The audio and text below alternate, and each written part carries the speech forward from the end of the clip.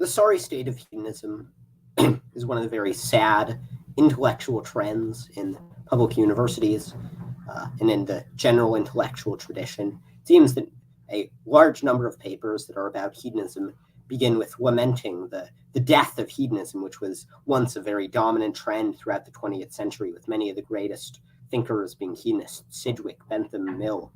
And now hedonism is relegated largely to the backwaters of academia, with very few hedonists. And this is, I think, for bad reasons. I think there are lots of very good reasons to be hedonists, reasons that many people are just totally unaware of. And so we're going to unpack a lot of these reasons in this video and explain why you can be a committed intellectual hedonist in the 21st century, and why the 21st century presents some of the best reasons to be a hedonist of any time. Why there are very recent articles that have come out that have presented very new and very powerful cases for hedonism. But first, let's clarify what hedonism is, because there are a variety of misconceptions about this. So hedonism is not some philosophy that says that we should engage in debauchery, licentiousness, and iniquity. It's not necessarily a philosophy of the swine, contrary to the critics. Hedonism just says that what makes your life go well is how much happiness you have. So happiness can be captured in various ways. We might say that sorry, I'm still getting over a bit of a cold. We might say that what goes into happiness is just the mental states that you like. I'd say that there are some mental states that feel intrinsically good. But so hedonism says that how happy your life is determines how well it goes. So it doesn't say anything about what goes into the happiness. So many of the criticisms about how hedonism only engages in sort of unproductive short-term pleasures, encourages, sex, partying, and drugs that only produce short-term pleasure, I think are fundamentally mistaken and just confuse the definition of hedonism. I think it's a relatively unfortunate term, given what the theory says. Well, so let's unpack some of the reasons to be a hedonist. But first, let's just explain the main theories on offer. So one of the theories, hedonism, of course. One of the theories is objective list theory. Also, I'm going to use it and pluralism roughly interchangeably. They are slightly different. But the basic idea is that there's a list of things that make you well off. Those things may be friendship, knowledge, various other things. And then the third big theory is desire theory, which says that basically getting what you want is what makes you well off. So I think that not only does hedonism turn out to do very well against the dominant objections, the other theories turn out to actually do very poorly, to not be able to withstand scrutiny.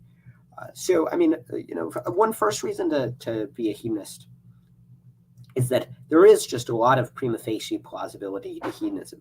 If we just think of what the prototypical person who only does what makes their life go well, who only cares about themselves, and we ask, what do they care about? It does seem pretty plausible that what they care about is their happiness. This person's not going to be someone cultivating virtue or treasuring deep knowledge. This person's someone who cares about making themselves happy. And it does seem like just a huge number of our happiness does seem like intuitively to roughly track our notion of well-being. Maybe it's not the entire thing, but it does seem like a very plausible, at least candidate upon first blush, for what determines how well people are. So that's one first reason. Just hedonism does have some minimal plausibility. Another thing counting in favor of it is that hedonism explains which beings matter morally. So it seems like beings matter if and only if they can experience well-being and suffering. So consider a sentient plant. This plant, it can experience well-being and suffering. When you set it on fire, it's in immense agony, but this plant can't move or do anything productive. Well, the plant really doesn't seem to matter morally. Or sorry, rather the plant does seem to matter morally. You can harm the plant. But if we compare that to, say, a being that's exactly like a person, a zombie, but that is not sentient, that doesn't have any experiences, well, that being doesn't seem to matter. And so, given that beings seem to matter if and only if they can experience well-being and suffering, that seems to be really naturally explained by well-being and suffering being all that matter. I mean, take the example of chess. A piece in chess matters, if it advances, if it advances your goals, and it doesn't matter if it doesn't advance your overall chess strategy of winning the game. Well, this is because in chess your goal is to win the game, is to checkmate your opponent. And so that explains why the pieces have value. The same thing is true. We'd expect the morality to explain why various individuals have value. So this is another motivation for hedonism. Now, what you might say is that, yes, you need well-being and suffering to have value, but once you have well-being and suffering, other things matter, like knowledge, virtue, and various other things, or desires, and so on. So this is a response you can give, but this is a strange response. And it runs into a problem, which is that it involves positing what's called strong emergence. So there are two types of emergence. One type of emergence is weak emergence. So weak emergence is where you have some higher order phenomena that's just involves the way that lower order phenomena interact. So atoms don't have colors, but if you take a bunch of atoms, put them together, the atoms on my shirt collectively have a color, it's blue. So even though the individual things don't have a property, by the way the individual things interact, a property naturally forms. There's no extra law that says once you have these low-level things, once you combine the atoms, you get blueness. It's just the way that the atoms interact. Once you combine them, you get blueness. So that's weak emergence. And weak emergence is totally unproblematic and occurs vast numbers of times in the natural world. The size of a brick of largeness is a weakly emergent property of a brick wall. The individual bricks are not large, but the brick wall itself is very large. So that's weak emergence.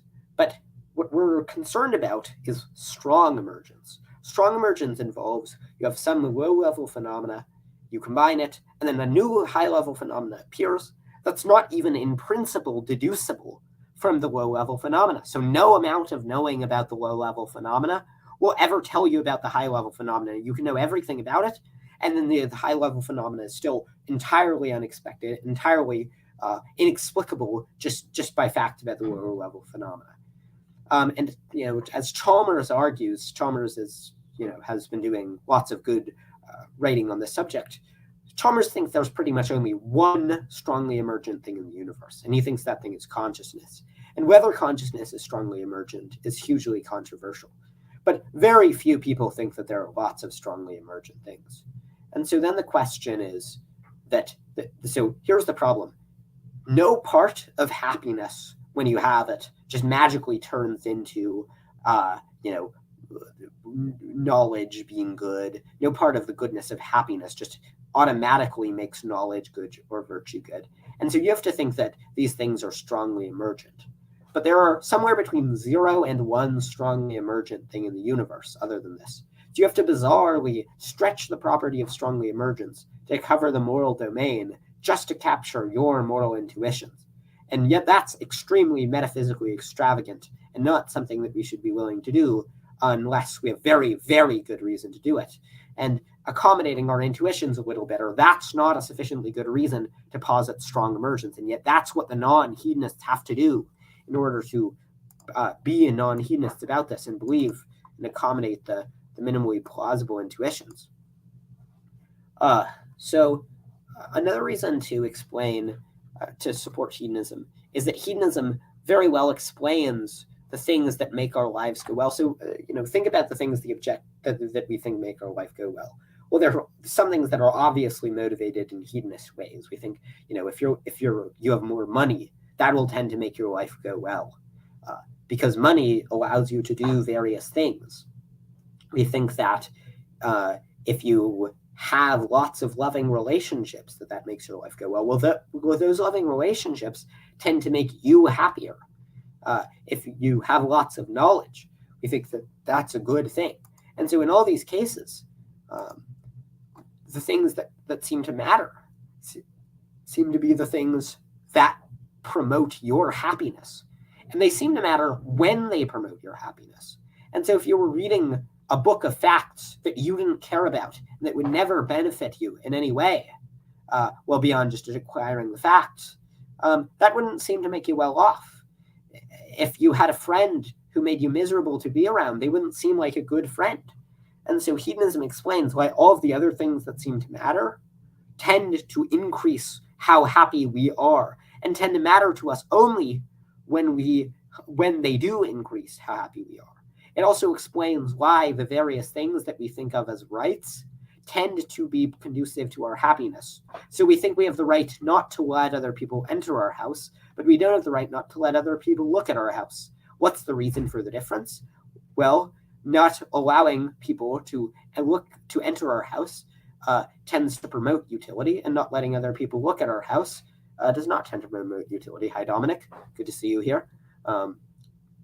So as a result, hedonism has a very natural explanation of why all these things tend to promote our happiness, which seems to be fairly inexplicable on the other theories. And it's extremely simple in that it's able to explain all these things without positing very much metaphysical extravaganza, just because they're the things that feel good are good, and the things that feel bad are bad. And that's, one of the most obvious truths ever. The fact that when you're in immense agony, that's a bad thing, and that when you're happy, that's a good thing. That's extremely obvious. And then it gives us this extreme explanatory power of explaining why we care about all these other things. Another argument about why we should be a hedonist is presented by Neil Sinababu in a paper published, I think, in 2012 called The Epistemic Argument for Hedonism.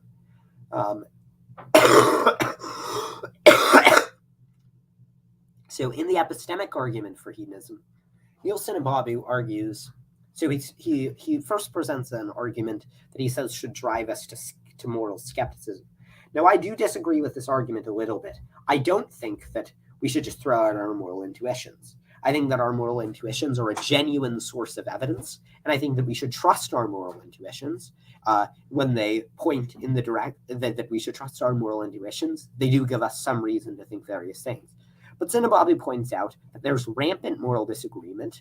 You see this particularly in the realm of politics and in the realm of nearly vast numbers of controversial moral and political issues. Abortion is a prime example. And if we look throughout human history, lots of people have believed just horrible things. Genocide has been widely tolerated throughout much of human history. And so as a result, Sinababu says, we have this huge amount of moral disagreement. We have an evolutionary reason to think that we'd be engaging in widespread moral error. So we didn't evolve to be moral, we evolved to survive, and so we'd expect to be engaging in widespread moral error. So he said we'd expect to have lots and lots of moral error, for our moral intuitions to be very far astray. And so Sinababu says, but we need some way of forming reliable moral beliefs. And Sinababu thinks that there is a way. And that way is what's called phenomenal introspection. Now, phenomenal introspection involves pondering over one's mental states and forming beliefs about what they're like. So you stub your toe and you think, this feels bad.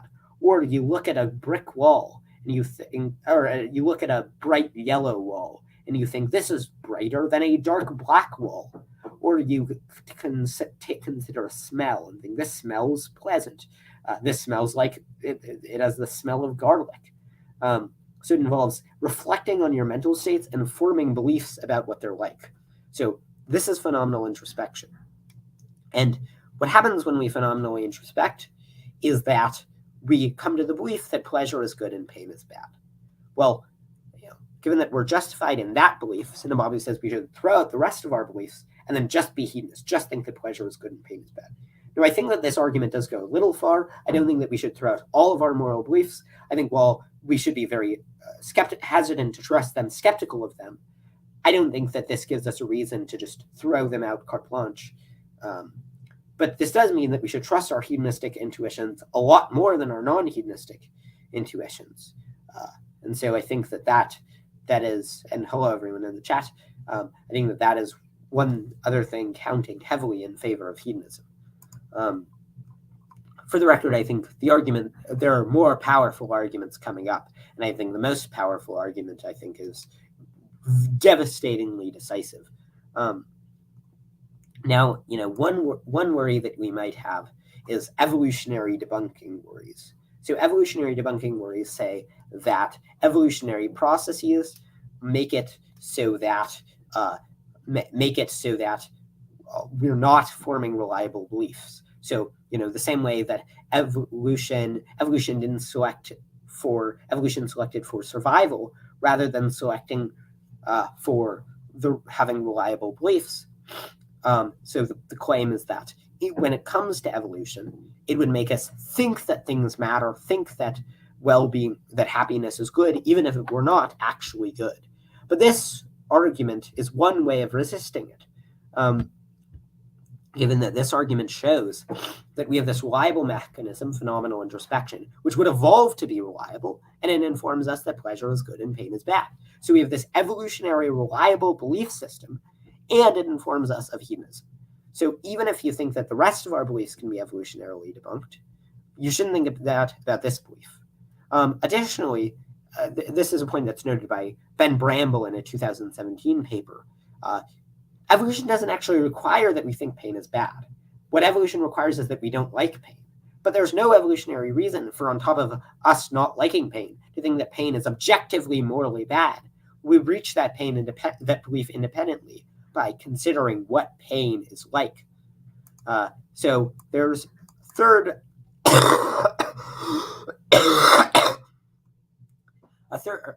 worry about evolutionary concerns, where you just say that, we have these experiences and then we just evolve to think some of them are bad. Is if this is true, you could get inverted qualia. So it would be very possible for you to switch up experiences of red and blue. So make it so that what the color I currently see for blue, I would see as red instead. And the color I currently see as red, I would see as blue instead. That's totally possible. We could have imagined a world where evolution turned out making it so that was the case. But it really doesn't seem like you could keep pain feeling exactly what it's like, but make it so that pain is no longer, but that we seek out pain. We seek out the experiences that we find unpleasant.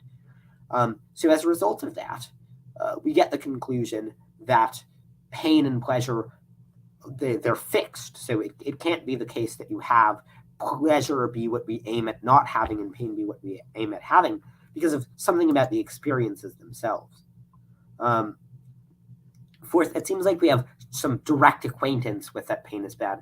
So much like someone commented on the cough. I'm getting over a sickness. It sounded much worse several days ago. But college life just leaves you, crowded dorms and such leave lots of sickness.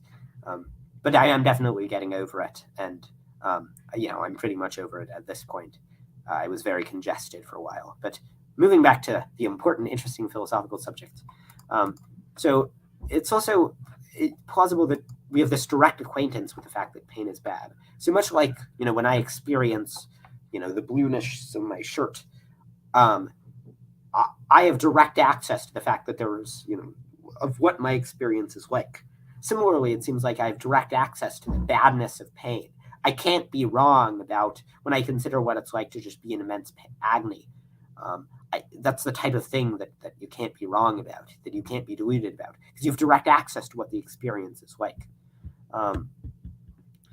It's also plausible that just beings can't be radically deluded about the quality of their hedonic experiences, in much the same way that they can't be deluded about whether or not they're conscious. It seems hard to imagine that any entity could have an experience of suffering, but want more of it. And then finally, there's a problem of irreducible complexity. So if pain is just by nature bad, and by nature makes beings want to avoid it, well, then you could just evolve pain, and then you don't have to evolve a separate avoidance mechanism. But if you don't have that, then you have the problem of, if you evolve pain by itself, it doesn't do anything. And if you evolve the avoidance mechanism without pain by itself, it doesn't do anything. So you have a question of how pain would evolve in the first place. So, so that was a response to claims that the badness of pain can be evolutionarily debunked. So another reason that hedonism might be true is that it seems to provide this very good explanation of what pleasure is and what pain is, where we just say pleasure is just good experiences and pain is just bad experiences. So this seems to pleasures don't seem to have a lot in common. If we think about what the experience of reading a book and the experience of sexual pleasure have in common, there's very, very little that they have in common. But the one thing that they have in common is that they both feel good. There's something that feels nice about them, that feels pleasant about them. And so by uniting them under the broad umbrella of pleasure and saying just pleasure is good, that's what unites pleasure.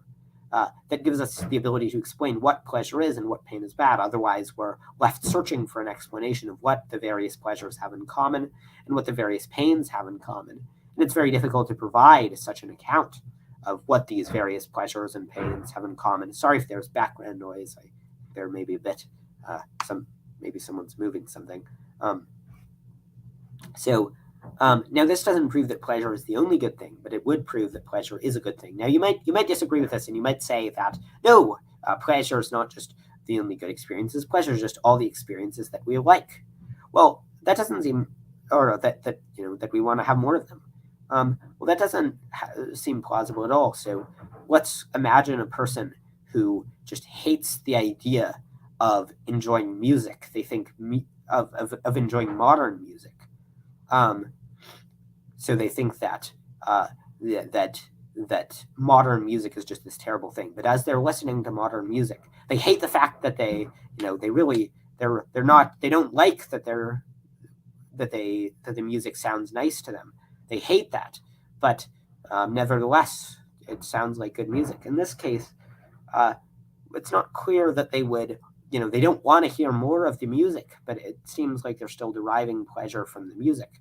So as a result of that, I think that shows that that pleasure is not just the experiences that we like. Now, less is more says, less is more says, but pleasure is going to have negative consequences as well as excess. So it's certainly true that pleasure can be bad on instrumental grounds. So we might have a pleasure. So, the pleasure of indulging in cocaine may result in lots of people doing cocaine, which has bad outcomes. But the question is not whether the pleasure is all things considered good.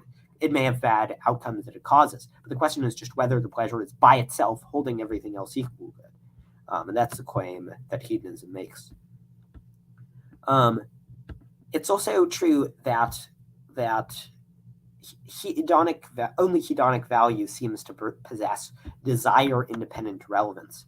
So there are lots of cases where we can imagine an agent that seems to be that pursues something where they seem to be acting very clearly irrationally. So let's imagine an agent that rather than that spends their entire life picking grass, despite not deriving any happiness from picking grass and finding the whole thing miserable. They're very allergic to grass, so it makes their hands develop these large boils that they find very painful. It seems like they're acting clearly irrationally, but only hedonism seems to provide these cases where a person is just very clearly, after being fully informed of everything, where a person is very clearly acting irrationally, which I think shows that only happiness has desire-independent relevance. Another point in favor of hedonism is that an intuition that's able to motivate it is that it seems like desirable consciousness does seem to be all that matters. So if we imagine a universe devoid of consciousness, empty of intelligent life, and then we ask, does anything matter in that universe? It doesn't matter how pretty the universe is. It really doesn't seem like anything really matters in that universe where there are no sentient beings around, no consciousness. Now, of course, other theories can accommodate the intuition that you have to have sentience, but I think that requires positing strong emergence, as I argued before, and it raises various other problems. But this is just one intuition that motivates it. Of look, just the thing that we care about in the universe is conscious life. That's what matters. And hedonism explains that intuition.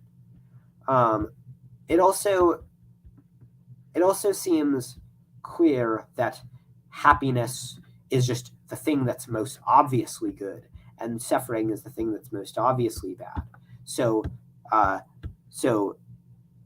if we consider the various things on the objective list that people want to put, pretty much everyone agrees that happiness should go on the list and suffering should go on the list of bad things. And then there's disagreement about whether knowledge or friendship and so on, whether those should go on the list. But everybody agrees that depression is bad because it makes you miserable. That laughter is good because it doesn't make you miserable. It makes you happy. So that's one other consideration favoring utilitarianism. So other theory. Not utilitarianism. I meant hedonism. So another consideration that favors hedonism is that the things that make us happy seem to make us well off, but the things that don't make us happy don't seem to make us well off. So the other theories have trouble accounting for the fact that experiences that don't produce pleasure, those are not valuable, but the ones that do are valuable. So we can begin with preference views. So they say that what matters is people getting what they want. Well, these get the wrong result in the cases where what people really want is to be miserable. So a person, or take the case of the person the example that Parfit gave of a person who has future Tuesday indifference, where they don't care what happens to them on a future Tuesday. Well, these theories get the wrong result in cases like that, in that they say that, as long as the person's getting what they really want, if they really want to be miserable, if they have a strong desire to be miserable, then it's good for them to be miserable. But if that doesn't seem plausible at all. Now, and indeed, I think desire theory is, if you have a desire, but then you stop having that desire. Let's say you've had a desire for 50 years to die a Republican, then you stop having that desire, and then desire to die a Democrat. When you're on your deathbed, do you have some reason to revert back to being a Republican so your 50 years worth of desires are fulfilled? No, of course not. The only reason you have seem to be about your desires at the moment. When the desires go away, they don't seem to give value. But hedonism very naturally explains this, because getting what you want makes you happy. But if you no longer want it, then you no longer get happy.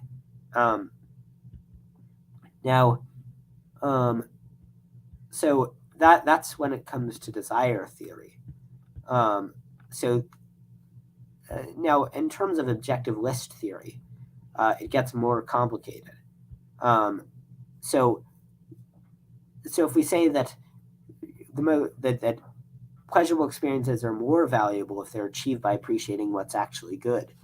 The hedonic value of appreciating a loved one is more valuable than the hedonic value of garnered by eating ice cream.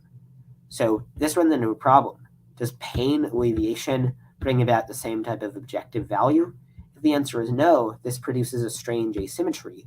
So if you experience a headache with 5 units of pain, appreciating another person could either give you 5 units of pain diminishment or 5 units of pleasure. This would say that it's more important to get the pleasure rather than the pain diminishment, even if it comes from some objectively valuable source. That in this case, it's this strange type of extra positive utilitarianism that says that the happiness is more important than suffering diminishment. But if we say the opposite, then you can just be in constant agony, but you're very well off as long as it was diminished a lot. So if a friend writes me a birthday card that I find hurtful, but it would have been more hurtful if they didn't care about me, and so I care about them, so that diminishes the hurt. That this actually makes me well off, and yet this is very strange. And so this involves positing that you can just be very well off. That it could just be extremely important for a person that it can be very important for a person to just be in a state that they find overall unpleasant. Now, there are more cases that I think raise very troublesome logistical questions for the objectivist theorist. So the objectivist theorist says that when matters, and I'm talking about what I find to be most plausible about objectivist theory. Not all of them say this, but if you say what matters is appreciating the good, well, there are very difficult problems about when it comes to appreciation. So let's say that I see a friend and I talk to them, but I've actually confused them with a different friend. Well, it's hard you can't really appreciate someone if you're wrong about who they are. But it doesn't seem like the happiness that you get from that would make you less well off. And there are various other problems in this vicinity, but I've already been talking for a half hour, and I have much, much more, so can't harp for too long on this point, especially because there are too many other considerations. Now, this next point is, I think, hands down the best argument for hedonism, and it's not close. This argument is called the argument from lopsided lives. So the basic argument is as follows. So consider a life where a person's in just horrific, profound agony, but they have lots of things on the objective list. So they have lots of knowledge, they have many friends, and so on. Let's say they know, let's say they're fully omniscient. They know everything there is to be known, but they're being tortured in the most brutal way possible. Well, it's kind of sad that the number of viewers just dipped from like 5 to 2, right as I was showcasing the most powerful argument for hedonism. But no matter. So as a result of that, so if we consider a case where we just increase a person's non-hedonic value unfathomably, but make them extraordinarily miserable, it seems like they're living a really terrible life. And hedonism gives us a very natural account of that. It explains why this is the case. If you're in immense agony, if you know everything but you're being viciously tortured to death, you don't seem to be living a good life. If you get all the knowledge on Wikipedia while you're being waterboarded, you're not made better off in those moments. So there's this very strong intuition, which is that if every moment of your life is horrifically miserable, then by raising your non-hedonic goods, you can't make a person arbitrarily well off. And this seems really obvious. You can't just keep increasing their well-being just unfathomably while keeping them in horrific agony. But this is, if we adopt the simplest objectivist account, which just says, knowledge is good, the more knowledge you have, the better. Well, this would say that if you just raise a person's knowledge and friendship and so on, if you just boost a person's knowledge and friendship and so on enough, then it doesn't matter how miserable they are. Eventually, you could make them have a really awesome life.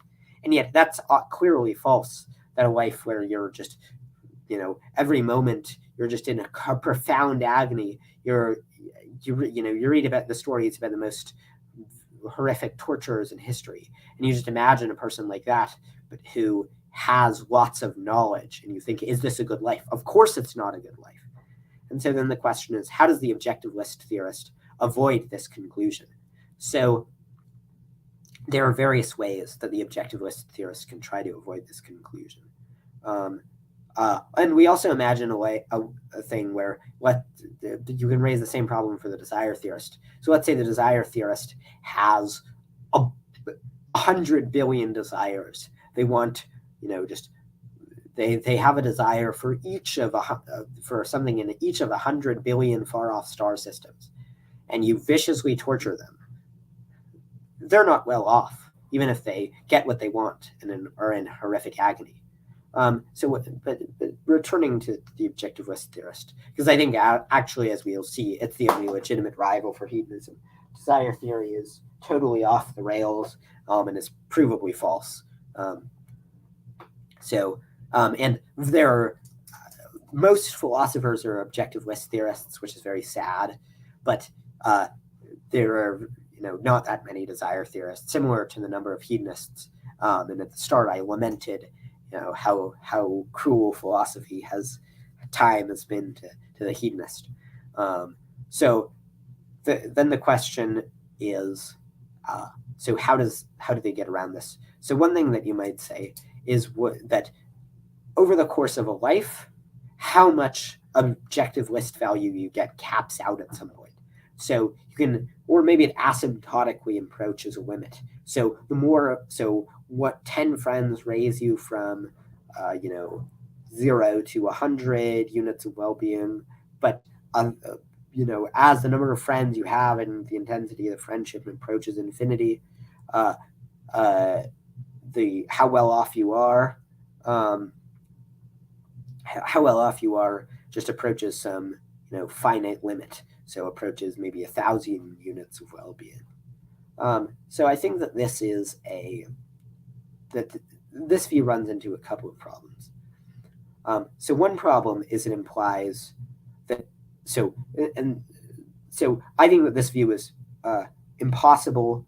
That I think that this view runs into real challenges based on personal identity. So I don't think that there are precise facts in the matter about whether two people are the same person. And so you can't have caps in a life if there are no precise facts in the matter about when a life stretches. So, and to consider this, consider some thought experiments given by Parfit. So let's imagine you take the left side of my brain and you put it into someone else's skull, and you put the right side of their brain and you put it into my skull. So we both have all of each other's memories.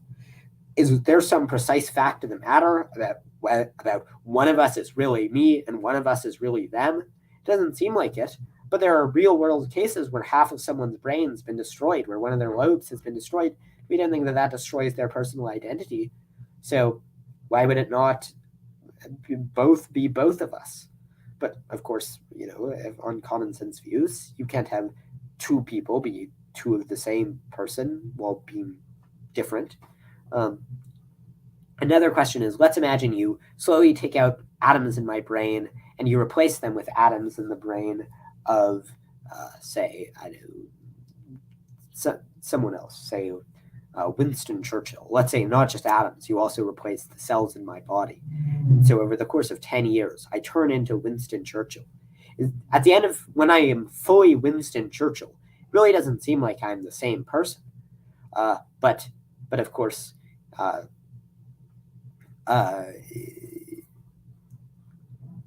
if there were some precise fact of the matter, then there would be some precise fact. You take away one more atom and then I turn into the Winston Churchill, I stop being me. But of course, if you change it over the course of 10 years, it's really implausible that there's some precise point at which I become Winston Churchill. So I don't think that there are precise facts of the matter about when a person stops being the same person. But even if you don't agree with this view, and this view means that that the view that I've been criticizing just becomes totally impossible to defend. But even if you disagree with this, Theron Pummer will argue in a forthcoming book that on other views about metaphysics of persons, they imply hypersensitivity. So they imply that making very, very small changes in non-evaluative, making very small non-evaluative changes, so changing out single atoms in people's brains, can make arbitrarily large changes in people's well-being in a way that's really, really bizarre and implausible. So you'll have to stay tuned for that. But there's another problem with this view, which is that it has trouble in cases of memory loss. So let's imagine that you have a memory that I had, that it turns out that I used to have, 1 million friends, and I just totally forgot about that. Would that really change the value of me having friends right now? If I have permanent amnesia, there are friends that were long dead. Let's say that prior to birth, I was friends with 1 billion people in heaven, and I have no access to that. Is it really plausible that will determine how many friends I have, the value of friendship now? Of course not. Is it really plausible that if I used to know everything, that will make it so that having knowledge becomes less valuable for me now? No, of course not. Now, what you might accommodate that and say that it's true, that if you forget the knowledge, then it stops increasing your well-being, which seems to make sense with knowledge, maybe, but you then get this weird result, where if you just keep looping, where you get some knowledge, forget it, get some knowledge, forget it, get some knowledge, forget it, even if you don't enjoy this process at all, then it'll just keep arbitrarily increasing your well-being. So if you keep forgetting and regaining the same piece of important knowledge while being in pain, if you're only in a little bit of pain, that'll make you arbitrarily well off. But that's clearly very implausible. So someone asks if we have enough knowledge to make judgments about a person's continuity. I mean, I don't have time to go too in-depth into the arguments, but I do think that we have very good reasons to think that there are not precise facts about whether a person continues over time. I don't think we have some. I mean, I think that there's. I don't know that there's continuity. I mean, a person wakes up from being unconscious. There's not continuity from one thought to the next. After you sleep, there's not continuity from one thought to the next. So it's not clear in what sense there's continuity. And then if this was true, this would imply that if I slowly turn into Julius Caesar while being continuous, then, once I was fully Julius Caesar, that I'd be, it would be perfectly fine. I'm fully Julius Caesar. So as a result, I still, while being Julius Caesar, I would remain me. And that doesn't seem so plausible. So now another way that you might go is what you might say is that these other things on the objective list, they only make you better off if you have overall positive pleasure score. So if you have more happiness than misery, that's the only time when friends, knowledge, and so on make you well off. Now this runs into a huge problem that totally sinks the view, which is that it implies hypersensitivity. So consider two views. They both have enormous numbers of friends, enormous amounts of important knowledge, but one of them has slightly positive pleasure. So in terms of pleasure, one of them is very slightly negative, one of them is very slightly positive. The only difference between the two of them is one of them was given an extra slice of cake at one point. So that one, as a result, has positive pleasure. The other one has negative pleasure. So then the question is, so if you say that what matters is that these other objective list goods, when a life is good, has positive pleasure score, well, then one of these lives is really awesome. This person has vast amounts of well-being from this positive pleasure score.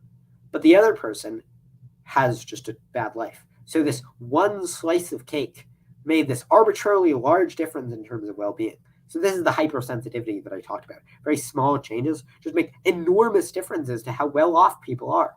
Just for the record, well-being denotes how well off someone is. So it's not the same thing as happiness. So objective list theorists think that there are lots of things that make a person well off, like knowledge and friendship and so on.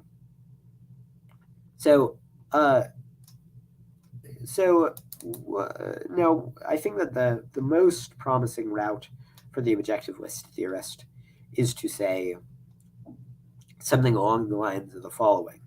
So you'll want to say something like that appreciating the good is especially good. So if you derive pleasure from some objectively good source, then it becomes especially good.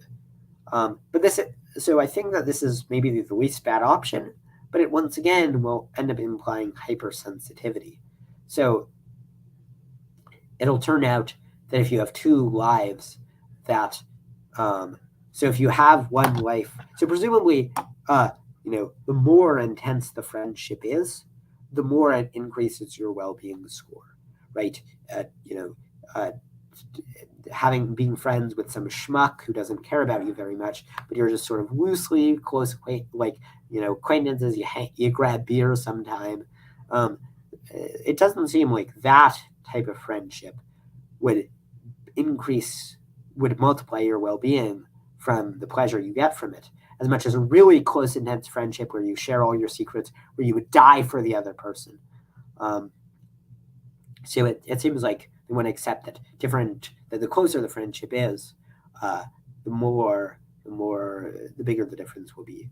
But so then if we imagine a life where you get unfathomable happiness from a friendship, unfathomable utility monster levels, then minuscule changes to the friendship will make arbitrarily large differences. So making a friend have one more good thought about you, about the utility monster, that the utility monster never finds out about, making this minuscule non-evaluative difference will make an arbitrarily large difference in terms of overall well-being.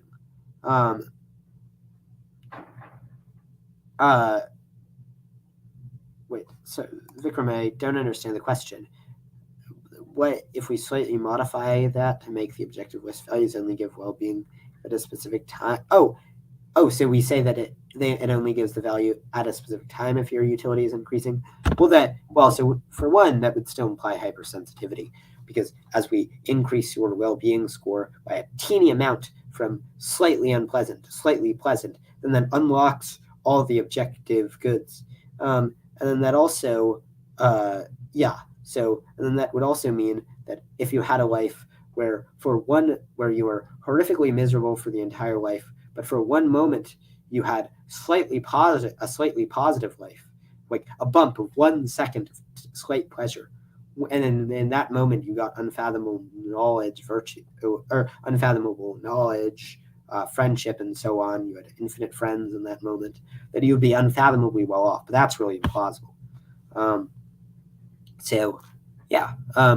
So I think that this account involves, so you just makes very slight changes to how your friend feels about you, and it can make some arbitrarily large difference to your overall well-being score.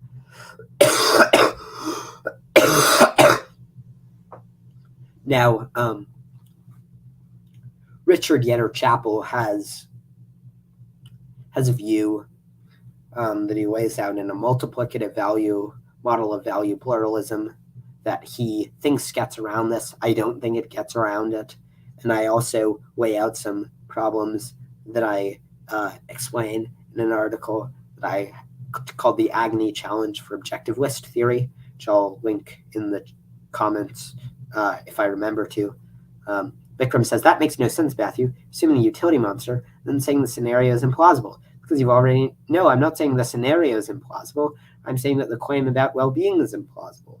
That if you make very small changes to how a friend feels about them in ways that don't affect their happiness at all, that very small changes would affect overall well-being. In the case of the utility monster, we're not saying that small changes make it a big difference. We're saying that very large changes, where the utility monster, is experiencing more extra happiness than what can be experienced in lifetimes, we're saying that makes a difference. In this case, we're saying very small changes to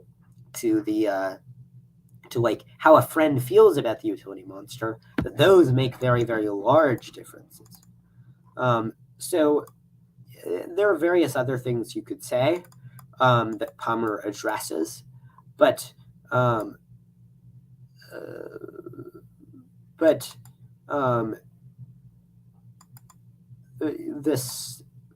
it turns out that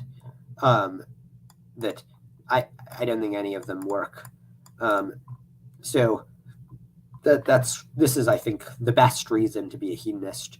I think non-hedonists have a real big problem avoiding hypersensitivity, avoiding small changes, making arbitrarily large differences, while continuing to hold on to the notion that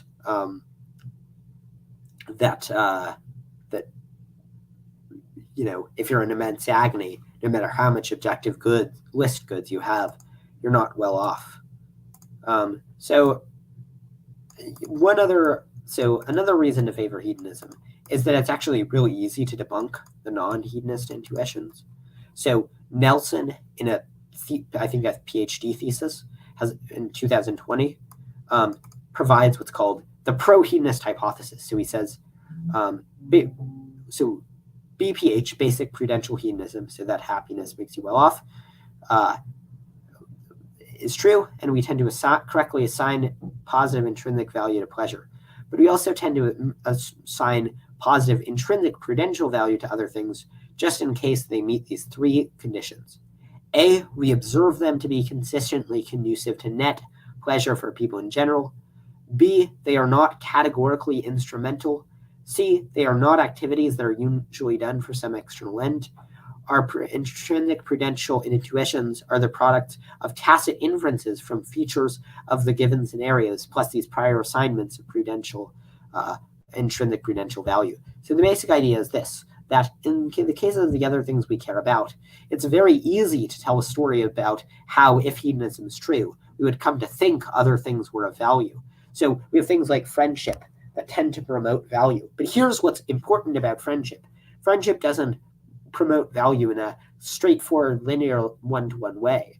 Friendship promotes value in this uneven way. Having friends is this important thing where, when you have friends, your life's better, but friends will, you'll struggle often with friends. You'll run into problems in terms of your friendship. And so it's important. So there's a hedonist account of why we would want to stick with the friends through thick and thin. And so in the case where, it's not just some simple thing where you just derive pleasure from it in a very, simple, reductive way, in a way that's very, that's categorically instrumental, where you don't want to care about them for their own sake, because where promoting them just where they'll provide happiness in a simple way, like just eating food, for example. Although those other cases, we develop the intuition that they're intrinsically good. And this explains away the intuition that knowledge, friendship, and so on, that all those things are good. So that I think is able to explain away many of our non-hedonistic intuitions, or pretty much all of our non-hedonistic intuitions. So I think that we have these various considerations counting in favor of hedonism. The lopsided lives ones being very weighty considerations, but various other ones that I've presented in the last 50 or so minutes, and there are way more to come. And then we have just this really compelling argument for why we shouldn't trust the non-hedonist intuitions. It's a very suspicious coincidence that all the other things that seem to matter tend to promote happiness in this uneven, non-instrumental way. So I think that this gives us really good reason to privilege the hedonist intuitions. So now, another reason to believe in hedonism is that it opens up the possibility of measurement. So with hedonism, there's at least a formula in principle for calculating, how well off a person is. You just look at how happy they are. But for something like objective list theory, it's not clear that even if you knew all the objective facts, that it would be possible to determine how well a person is. It seems like you have to make subjective value calls, which would mean that the theory itself is going to turn out to be very, very complicated, because there's no easy way to measure it. So you have to build in this Byzantine way of assigning seemingly arbitrary value weights to various different pieces of knowledge and friendship. No, I think desire theory also does fine here, but desire theory is clearly false. So, yeah. I think that also the belief in that pleasure is good is one of the clearest beliefs. So, in lots of these moral cases, you'll have lots of considerations. So even people who don't think you should kill the person and harvest their organs, they clearly admit you have some reason to do it. There are various complicated moral reasons in that case, and the question's just about weighing up the moral reasons. But in the case of just the belief that pleasure is good, that's something we can be almost certain of. Because if we just consider just really simple things, like consider eating a sandwich that you enjoy, is that good? Obviously, there's no complexity about that situation. And the more complexity, the more likely we are to be wrong. Because the belief that pleasure is good explains a great deal of very simple cases, or of very, very simple judgments. So I think that Another reason to favor hedonism, and this is a little bit like the argument presented by Sinababu before, but it's different in a way that's important, is that hedonism so the reason why people reject hedonism is they'll have one of a few thought experiments. So they'll say hedonism gets a weird result about the experience machine, and we'll talk about the experience machine in this video, assuming I don't run out of voice before then. But they'll have some thought experiment where it seems to get the wrong result. But that's what we'd expect. We'd expect the correct moral view if it says, or the not well. This is not a moral view technically. It's a view of what makes people's life go well. If it says things about 100,000 cases, given that we know that our moral intuitions are often wrong, we'd expect there to be some cases where it seems wrong.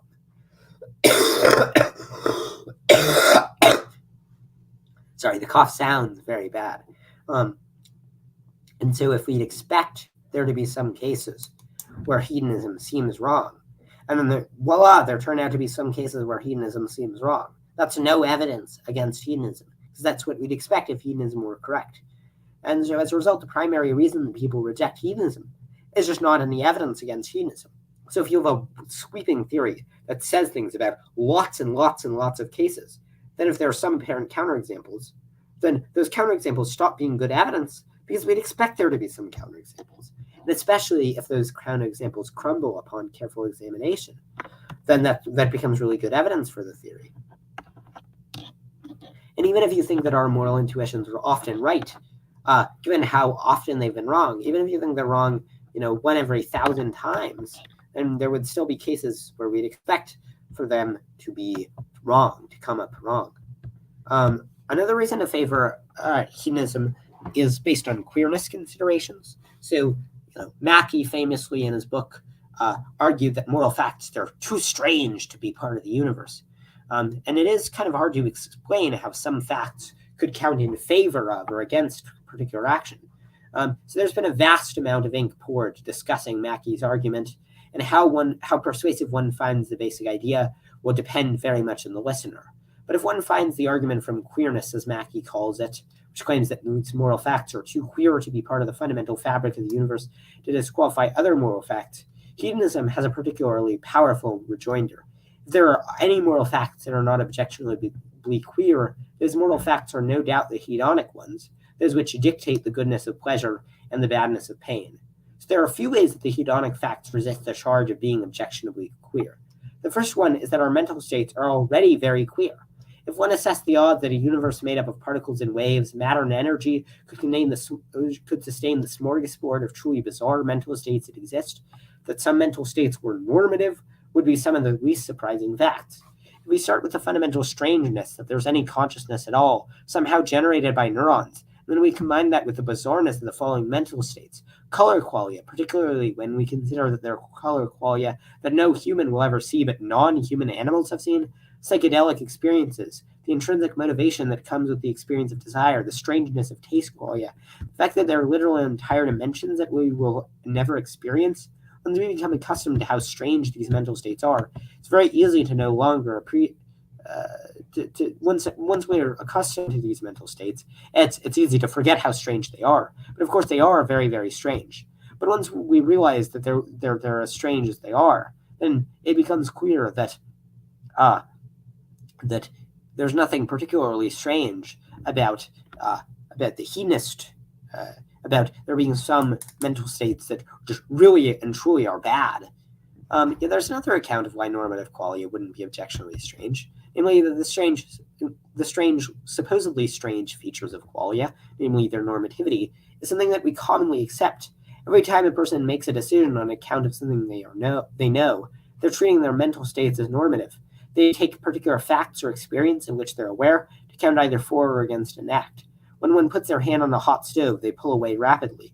They recognize that the feeling of the stove seems to urge that one move their hand away from the stove immediately. Indeed, anti-realists accept that desires can have reason-giving force. However, if desire is a particular type of mental state, can have reason-giving force, can count in favor of things, there's no reason in principle that valence qualia can't have reason-giving force. Sharon Street provides a constructivist account of reasons, arguing that we evolved to have a feeling of to-be-doneness, When one's hand is on a hot stove, however, not only do they have a feeling of to be avoidedness, but that feeling seems to be fitting. Were they fully rational, that feeling wouldn't go away. They would still feel like they should move their hand away from the hot stove. That's because it is a substantive property of some mental states, including the one experienced when one's hand is on a hot stove. They are simply worth avoiding. So that the queerness considerations, I think, make up exactly how queer we think morality would be is one question. And so I think that how much that will favor hedonism for people will depend a good deal on the person.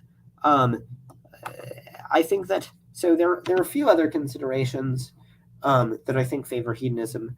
So there are some. So here's one consideration that favors hedonism. It seems like we can have it's unclear how we get knowledge of the basic moral facts. So it's unclear how we would get access to the knowledge that that knowledge is good, for example. But it's very easy to see how we would gain access to the knowledge that pain is bad. We just feel the pain, we feel what it's like, and we know that it's bad. So hedonism explains how we get the knowledge in a way where other theories have a really deep epistemic question explaining how we become acquainted with those pieces of knowledge. It's really unclear how we would come to know that things other than happiness really truly matter. And I think that there's another point that's worth making, which is that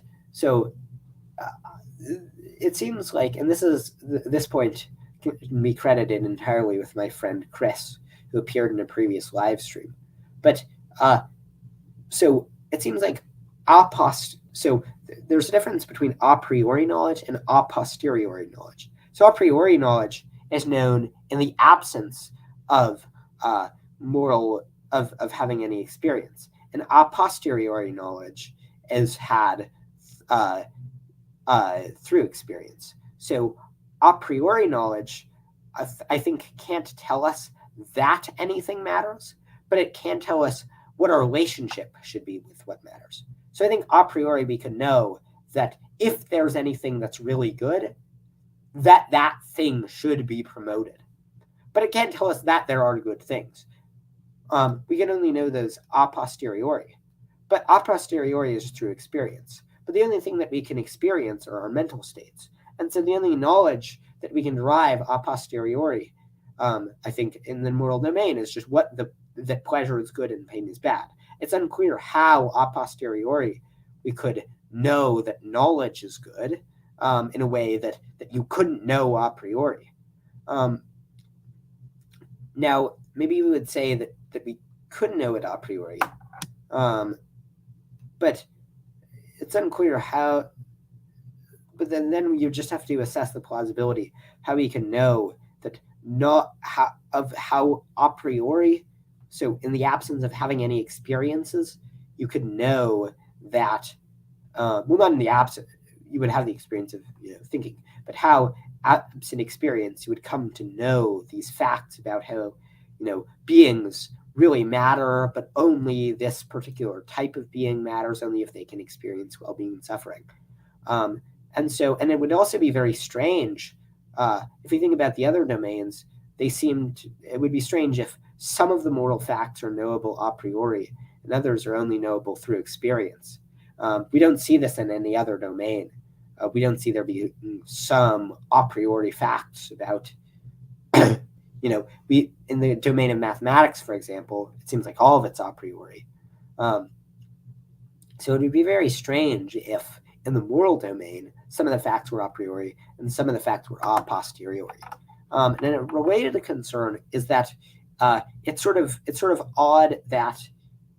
So if we consider a zombie, for those who don't know, a zombie is a being that looks exactly like a human. Its brain is exactly like a human's, but it's not conscious. So it's functionally identical to a human, but it's not conscious. So it goes on acting like a human. Well, if we imagine zombies, what moral knowledge would they have? Well, it seems like we would want to say that zombies would have, would have the same moral knowledge, would have the same knowledge about everything humans have except consciousness. We're describing knowledge, so we're not saying they have the conscious experience of having that knowledge, but in a functional sense, they're aware of things. It's not just some coincidence their brain's spitting it out, their mouth spitting out what happens to be true. They genuinely know it. But of course, the zombie, if we think that beings only matter after if they can experience happiness and pain, which it seems like the zombie doesn't matter, then the zombie doesn't have lots of important pieces of moral knowledge. They don't know that not only don't they know the facts about consciousness, which we'd expect, they don't know any of the moral facts. They don't know that knowledge and friendship and so on are good. And yet that seems like a puzzling result, that the zombie is lacking in all these important pieces of knowledge that have nothing to do with consciousness. There are other considerations in this domain. So what you might say is that we can know a priori that pleasure is good and pain is bad, just by the way. So we know that, even without experiencing them, we know based on the way that people react to them. So we know that people shy away from them and say, I don't want that pleasure is good and pain is bad. But this raises its own pretty big problem, which is that, so if we say that, then you get the problem that if we imagine a being who has the functional thing of pain, so they cry out and say, no, I don't want that, but they're not in any actual pain. And then we compare that to a being that's in lots of actual pain, but they're a disembodied mind. They're in no functional pain. If we say we can know a priori that pain is bad, then what we would know is that the functional element of pain is bad. And so then it would be possible for a being that's in no actual agony, that has no unpleasant mental states.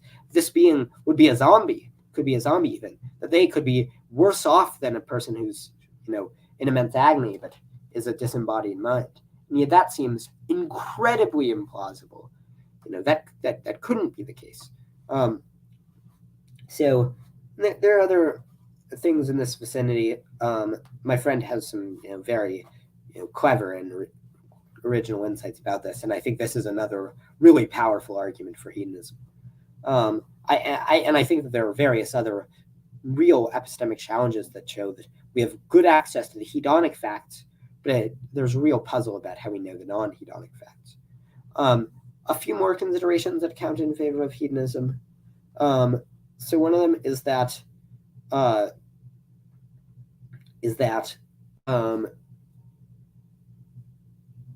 hedonism seems to present this very nice picture of there being this moral symmetry.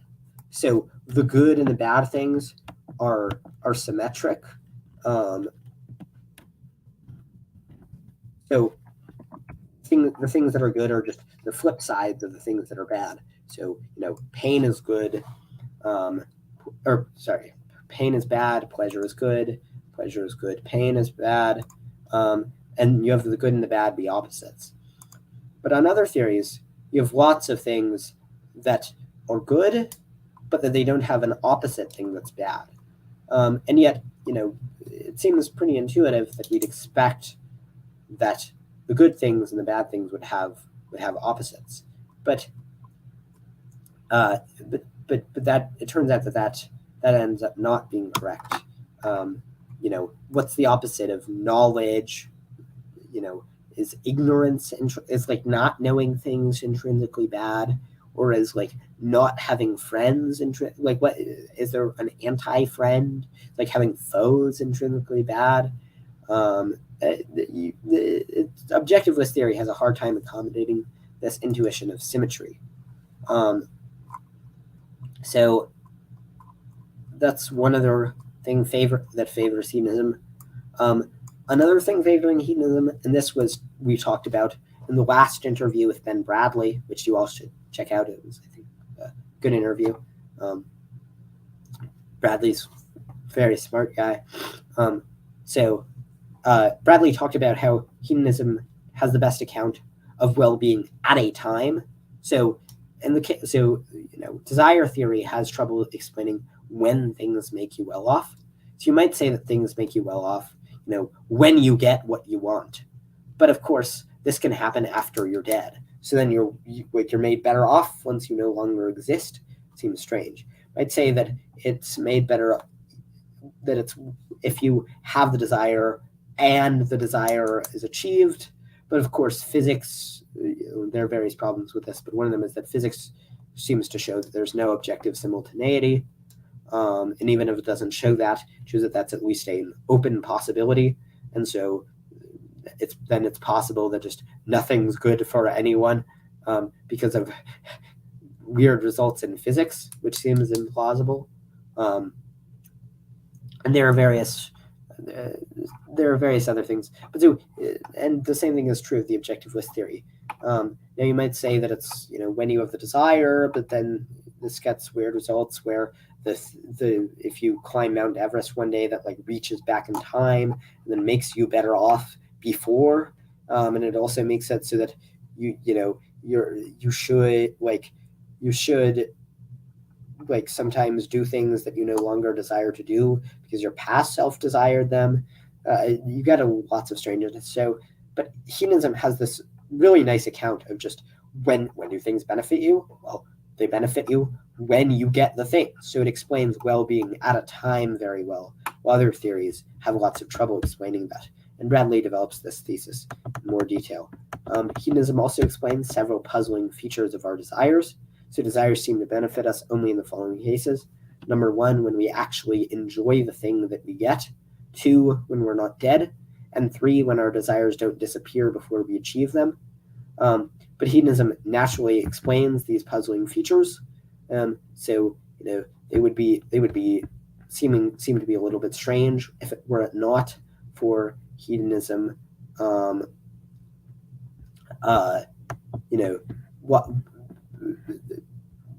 They would just be these brute facts that when these three things happen, then you're made well off. But of course, if hedonism is true, it explains why that's true.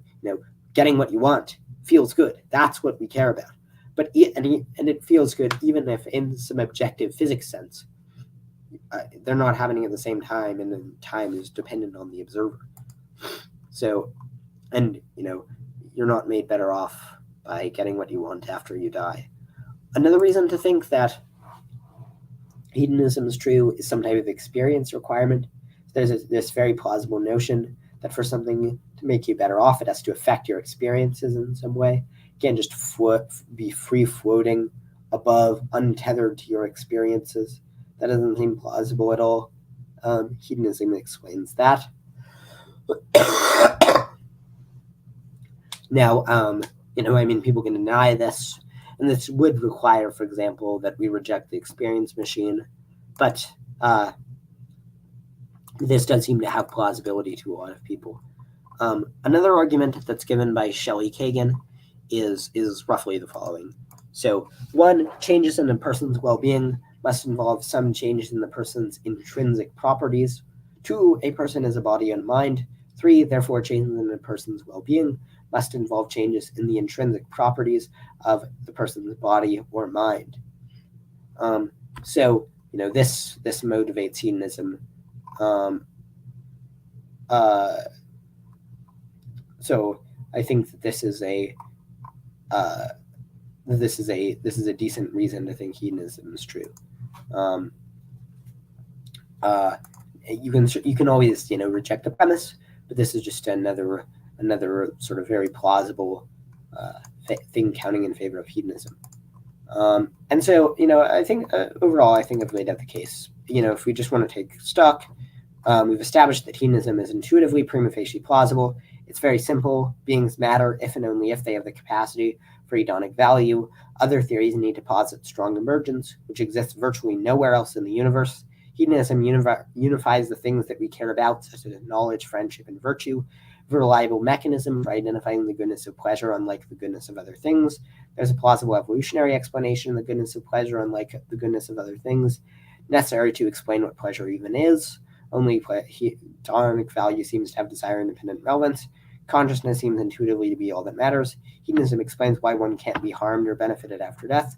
Pleasure is the most obvious value, and experiences seem valuable if and only if they produce pleasures. Other theories have to posit strange things that make people better off, and when hedonic values are sufficiently great, they dominate all other considerations. So now we can turn to some objections to hedonism. So one objection to hedonism might be that there are various other things that people seem to care about that don't seem to be easily capturable by hedonism. So let's imagine someone was violating your privacy, say a peeping Tom, in a way that you never found out about. It still seems to a lot of people that maybe that would make people badly off. But I think in this case, this intuition, so hedonism has a very good reason to say why you shouldn't be a peeping Tom. It causes massive amounts of stress to people. If they do find out, it's very bad for them. And even, there's a chance that you'll get arrested, so it's bad for you, it's bad for them. It's just a bad situation all around. It's likely to result in people scaling up to more violent sexual acts. There's just a general, prima facie reason to follow the law. But I think we can employ a similar strategy to the strategy employed by Nelson. So if we, hedonism maybe gets a slightly unintuitive result about a case where we ask, let's imagine a person did peeping Tom action to a person and they never found out about that. And the question is, did that make them worse off? So people are inclined to say they are, but I'm inclined to say that if it never affected their experience at all in any negative way, I'm inclined to say that it didn't actually make them worse off. Here are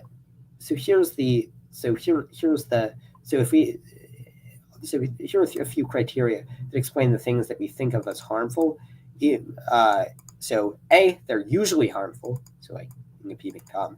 B, they're usually done by people that we think of as immoral. And C, they are things which make society go best when discouraged.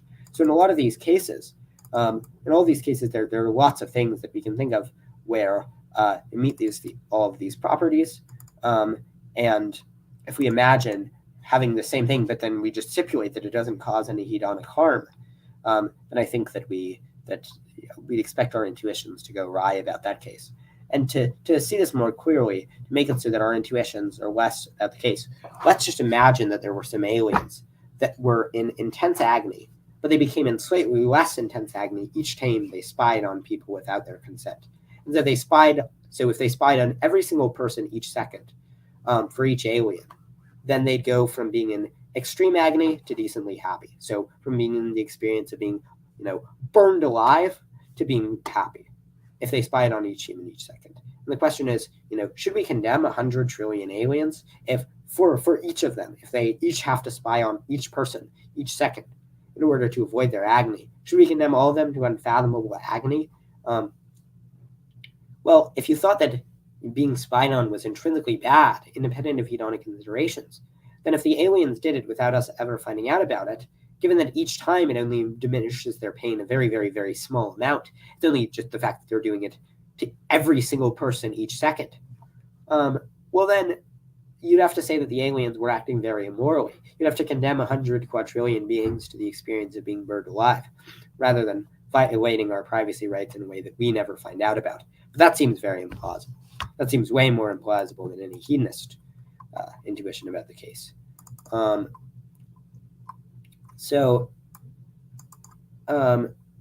think that objection I don't think is very successful. And we can see similar things with various other things of cases where things that usually harm people, and then we just stipulate that they no longer cause them any harm. So now let's turn to the two main competitors. Let's take a swing at hedonism's competitors. So the first one is desire theory. I'm going to make quick work of this one because it's obviously crazy.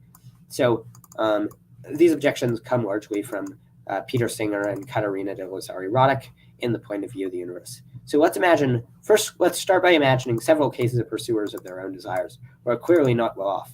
A person who is a consistent anorexic, who has a preference for a thin figure, even if it results in them starving. B, a person who desires to spend their days picking grass and would prefer that to having more hedonic value. C. A person who has a strong preference for being in an abusive relationship, even if it minimizes their hedonic value. D. A person who is indifferent to suffering that occurs on the left side of their body. They experience suffering exactly the same way and apprehend it as undesirable, but they have an arbitrary aversion to right side suffering greater than their aversion to left side suffering. It seems intuitively like these preference maximizers are being irrational, and yet the desire theorist must deny this. A second problem is, what do we do about infinitely strong preferences? So say someone has a very strange view. They say being within 50 feet of other humans is unfathomably morally wrong. They would endure infinite torture rather than be within 50 feet of other humans. It seems like they have an infinitely strong preference against being within 50 feet of other humans. And yet we should prevent, we shouldn't afford that infinite weight, particularly if it doesn't cause them infinite suffering, of course, only causes them a little bit of suffering. But even if they wouldn't trade something for the world, that doesn't mean that we should not violate that preference rather than save the world. A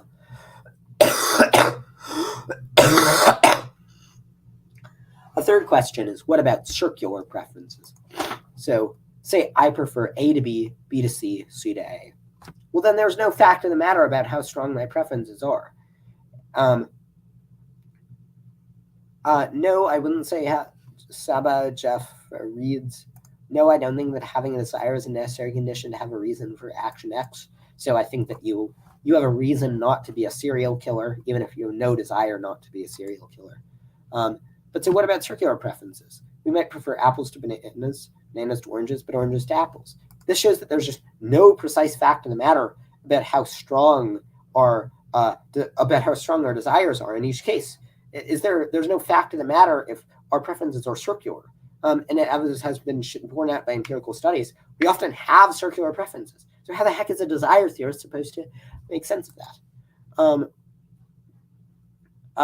Another problem is that if preferences are not linked to mental states, we can imagine cases where things that seem not to be good or bad for an agent end up being good or bad for an agent. So let's say that there's a guy who has a strong preference for his country winning the war, but he's trapped in a cave and he'll never get out of the cave. Does it make him better off if his country wins the war? It doesn't seem like it. And so in cases like that, where a person will never find out about their preference being fulfilled, it really doesn't seem like their preference being fulfilled makes them better off. A fifth problem is, so we can imagine a long dead alien civilization who had a desire for there being no other wide-scale civilizations. If the civilization had enough people, these preference views would imply that humanity would have an obligation to go extinct, or to die as painfully as possible to fulfill the preferences of the alien civilization, despite the alien civilization being long dead, none of them ever knowing that their preference was fulfilled, and even if it were the case, that even if they found out that their preference wasn't fulfilled, they wouldn't be sad at all.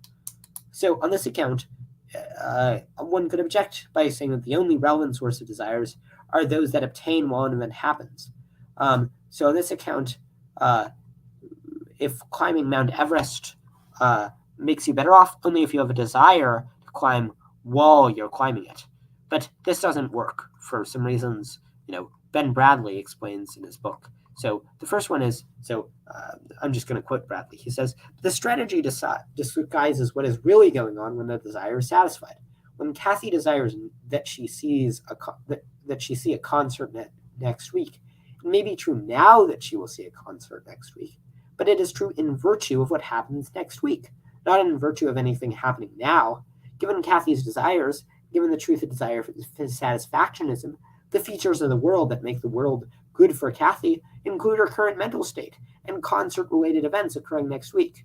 Thus, we do not say that Kathy's desire has already been satisfied in virtue of the future being the way that it is. Say it has not yet been satisfied, but will be satisfied or frustrated next week. So we must take the time P obtains to be the time when P's truth maker happens, rather than the time at which P is true. Desires about the past and future have past and future truth makers. They cannot be concurrent with their objects in the sense that matters. Second, Bradley states, some cases of desire satisfactions, such as the desire that pi be irrational, do not involve a datable truth-making event. Furthermore, in most cases of desire set frustration, there will not be a datable event such as the falsifier of the proposition of the desire. If I desire to climb Mount Everest before I die, but I never do, there will probably not be an event to climb, to identify as the event in virtue of which my desire is frustrated, unless, for example, I am hit by a falling rock on my way up. This merely introduces other complications for a desire satisfactionist in accounting for momentary well-being. Similarly, it seems for all correspondence theories. And then third, he presses the objections that I pressed before about how physics seems to show that there may be no objective simultaneity. There's no fact in the matter about if things happen at the same time, which would mean that on this view,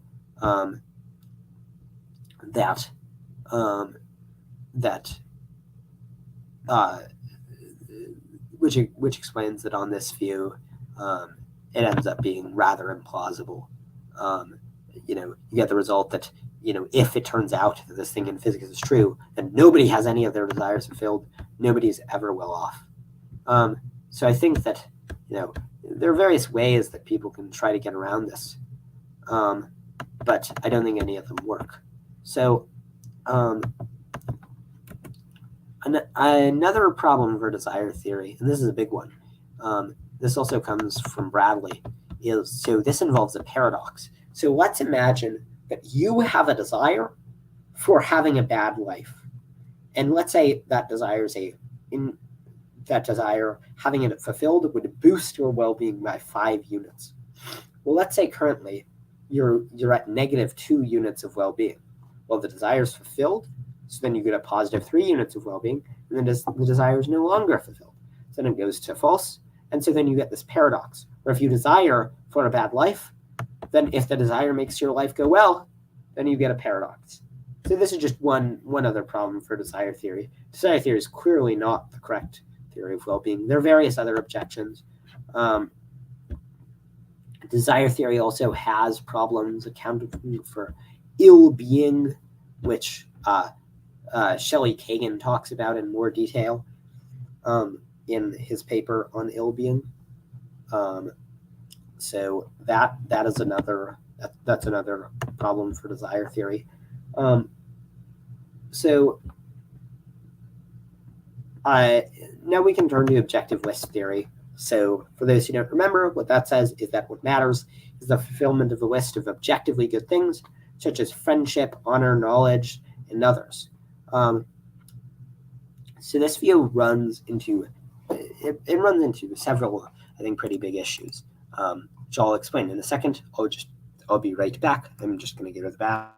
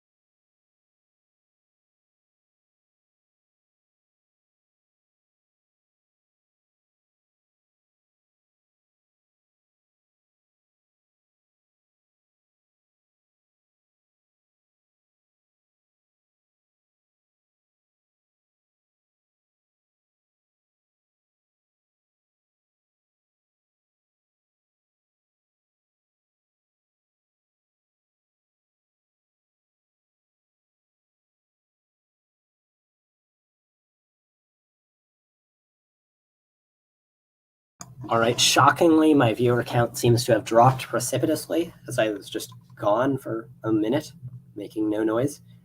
No, I'm an undergrad. This is currently my first year. I do not have a degree. I just am interested in philosophy. Though hopefully I'll have a degree soon. Stay tuned. Okay, so you might be an objective list theorist. So you say that there are lots of things that matter, that make your life go well. Happiness, friendship, honor, knowledge, and so on. But I think that this runs into lots of problems. So for one, it's very difficult to give an adequate account of what makes something on the objective list of goods. So hedonism is monist. So it says there's just one type of thing that's good. But objective list theories have deposited that there are all these different types of good things, seem to have no unifying factor, which is a bizarre thing to posit. Second, objectivist theories struggle to explain why things are only good for beings that can experience well-being and suffering. Third, objectivist requires positing that it's just a vast coincidence that all the things that are on the objective list are generally conducive to hedonic value.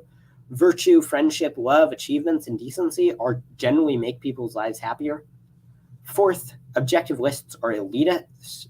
The theories are elitist, as Crisp points out, holding that things can be good for people even if they neither want them nor enjoy them at all, which is very strange.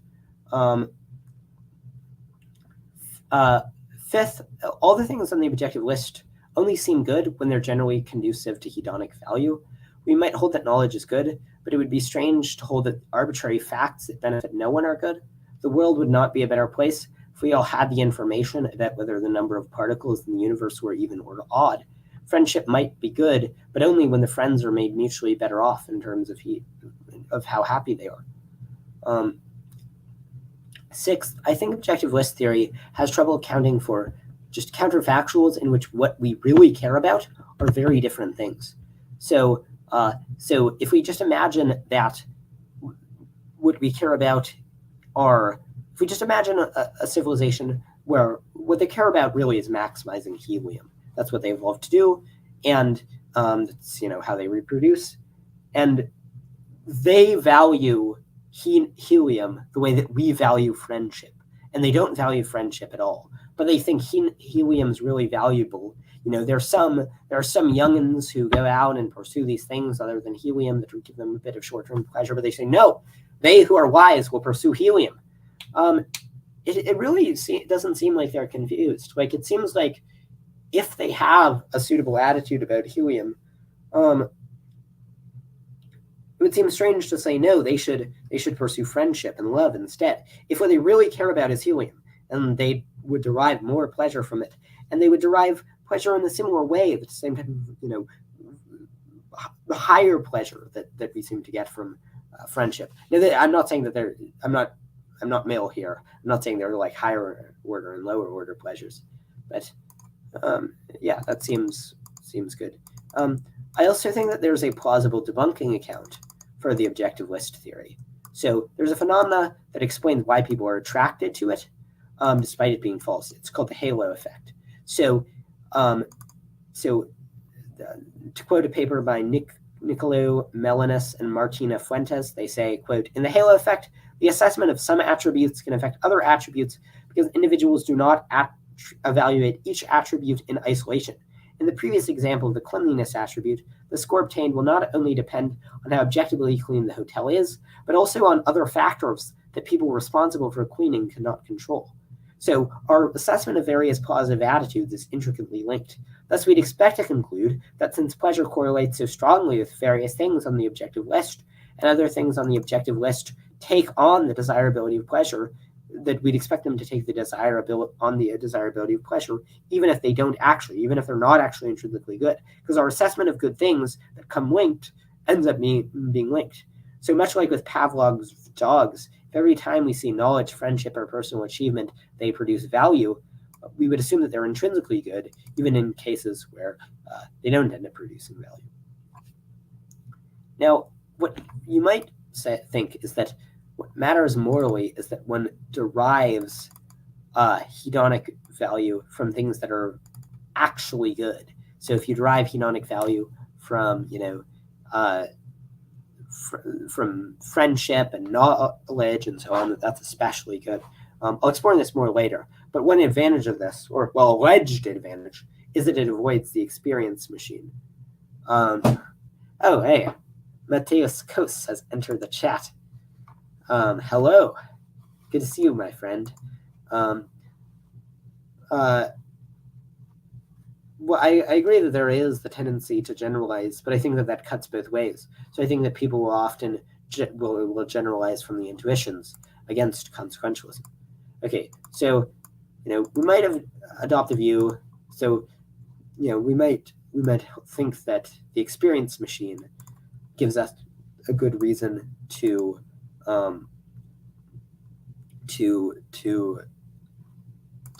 think this. So the experience machine involves imagining that rather than living your life, let's imagine that you plugged in to some machine and it hooked you up to chemicals and it made you much happier. But lots of people think, if you live your life in a simulation, having simulated achievements rather than real achievements, then you're less likely to. Yes, I agree that two can play at the game of citing psychological biases. We would assess the plausibility of each in the context of various explanations of different things. So yeah, we might adopt the view that what matters morally is so the experience machine is you plug into a machine, it makes you very happy, and the idea is that it doesn't seem like you're super well off, and objectivist theory is able to explain why you're well off. Now, it's worth noting that it doesn't seem like it's only worthwhile things that make you well off. So if you just really enjoy picking grass and you just get just a ton of happiness, you just love your life because every day you spend a half hour, you get up in the morning and you pick grass and you're excited, you just start the day excited, but it seems like that makes you better off. Similarly, playing video games doesn't seem especially objectively important. It just seems like the type of thing that people enjoy, and so enjoyment is all that we need. Now, one question for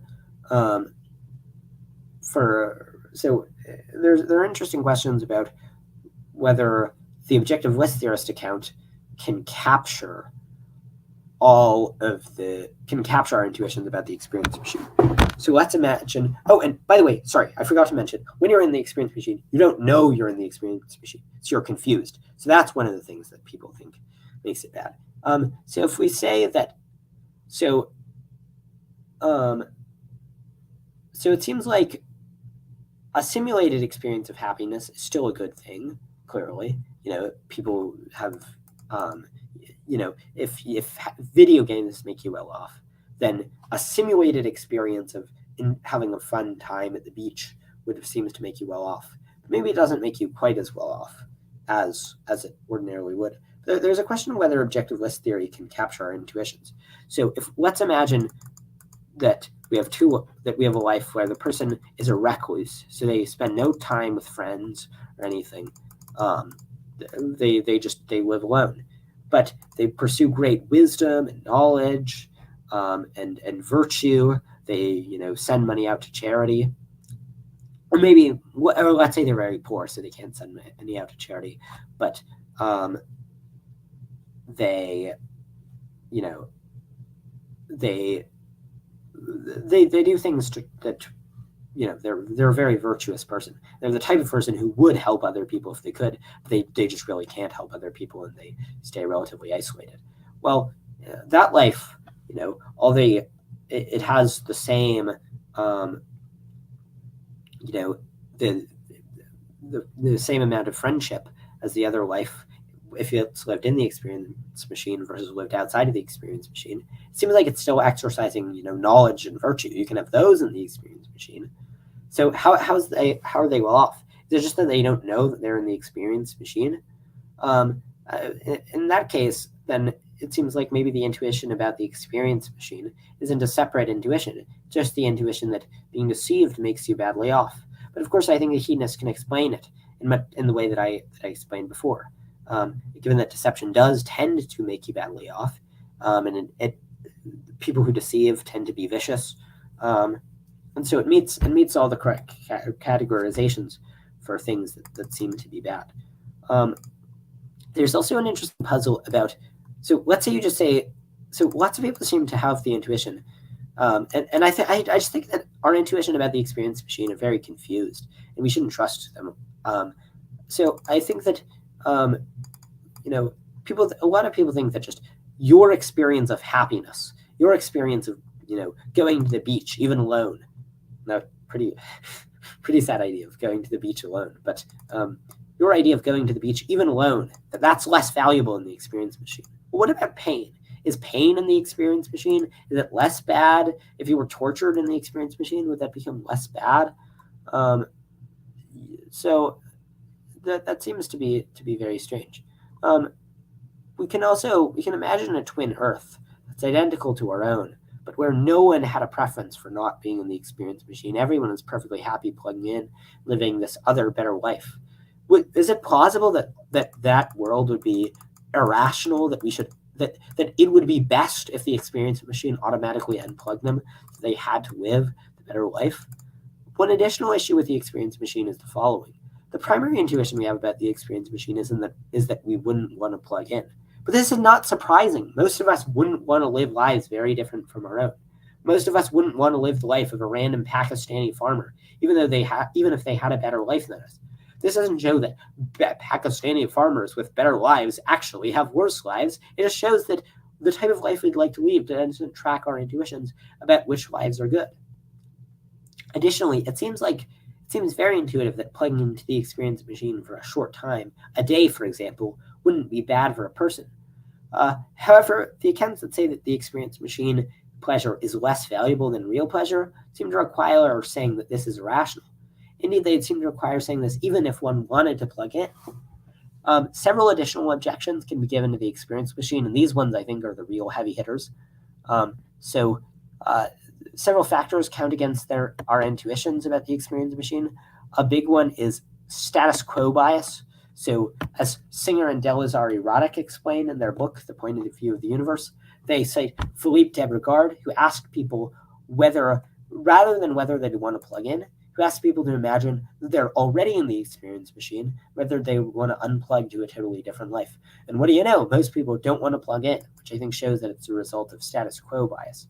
Weigers likewise did something more specific that I think was a better study. He found that when status quo bias, other case-specific infusion, and biases related to the one person being plugged in rather than a stranger were eliminated, most people advised the stranger to plug in.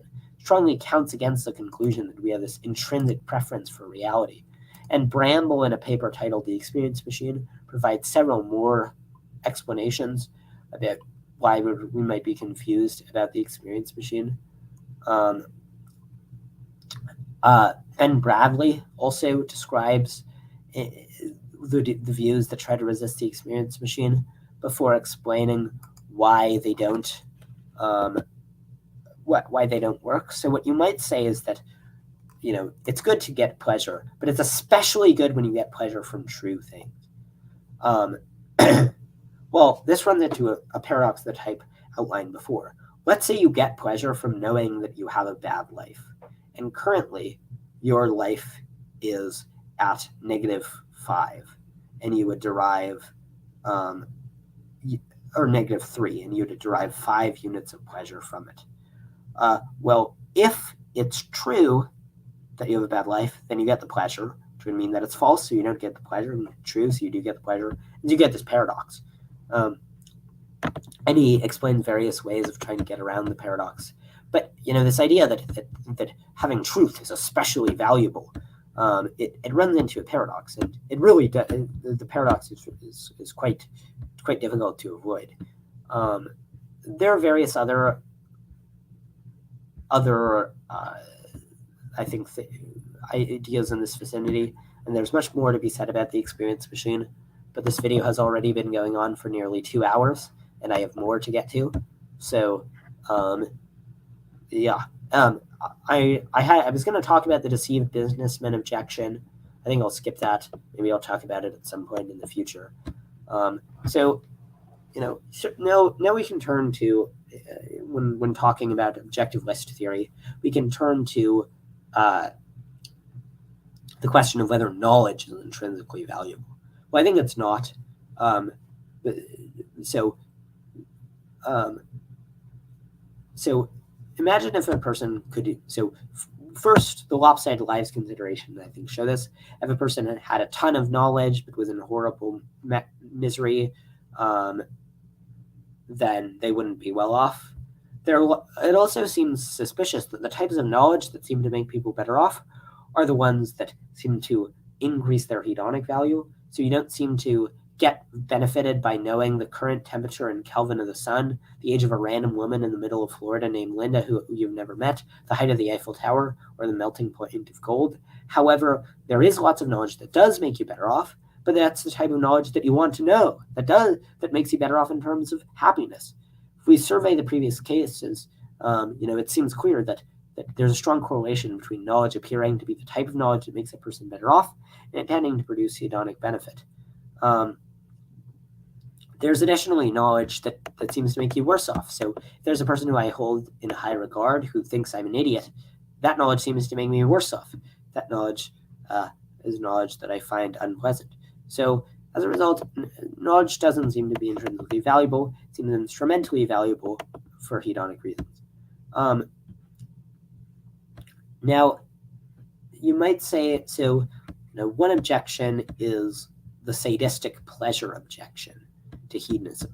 So the objective list theorist could say, look, you crazy hedonists, you think that a person, and the desire theorist that they couldn't really say this, but the objective list theorist could say, you crazy hedonists, you think that that if a person derives pleasure from a person being tortured, that's a good thing. That the pleasure that people derived from gladiatorial combat in ancient Rome, that actually made them better off. But I think hedonism is able to accommodate the intuition against bad pleasures. One thing that you can do, I don't go this route, but you could do it in theory, is you could just say, look, sure, I agree. I don't think vicious pleasures make a person well off.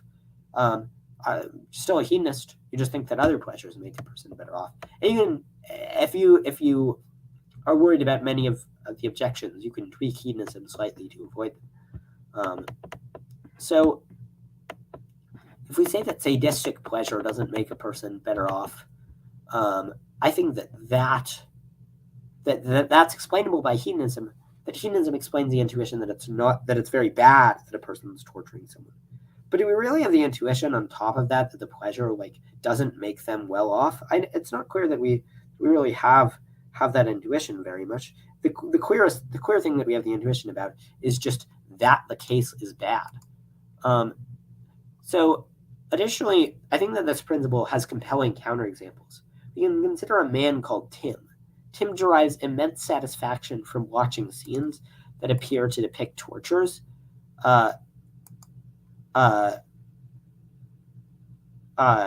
Tim would never torture anyone and abhor his violence. In fact, he sometimes feels guilty about his strange desires, and he donates vast amounts of money to charity. Tim also makes sure that the content that he watches that depicts people being tortured does not actually involve people being tortured. Tim spends hours searching for content that looks like people being tortured, but has no actual people being tortured. Additionally, we can suppose that this is the highlight of Tim's life. He enjoys it so much that without it, his life would be very miserable.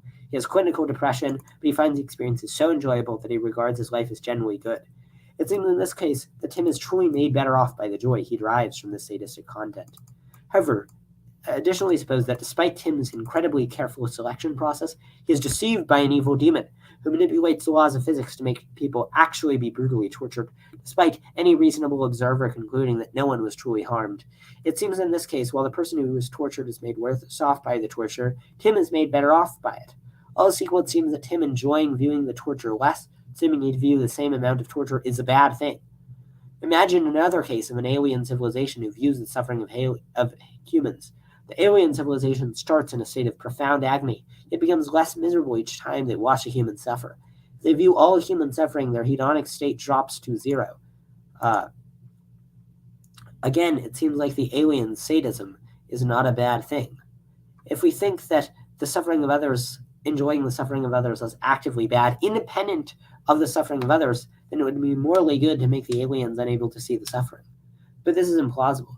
Additionally, if you think that sadistic pleasure is actively bad, then if there were 100 to the power of 100, so Google, or wait, is Google 10 to the power of 100? Yeah, wait, what am I doing? 100 to the power of 100 aliens who derived immense sadistic pleasure from viewing the Holocaust. We would have to say that the primary harms of the Holocaust came from bringing the aliens pleasure.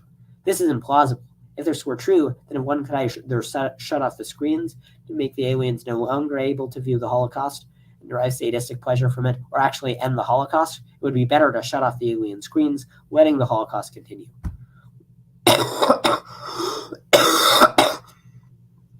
Now, you might think that deriving pleasure from sadism is morally neutral, neither good nor bad. But in the scenarios both posited, it seems obvious that the world is better off because the aliens enjoy the suffering, to not be as miserable as being boiled alive. If the only way for the aliens to relieve their unfathomable agony was to torture one person, this seems justified.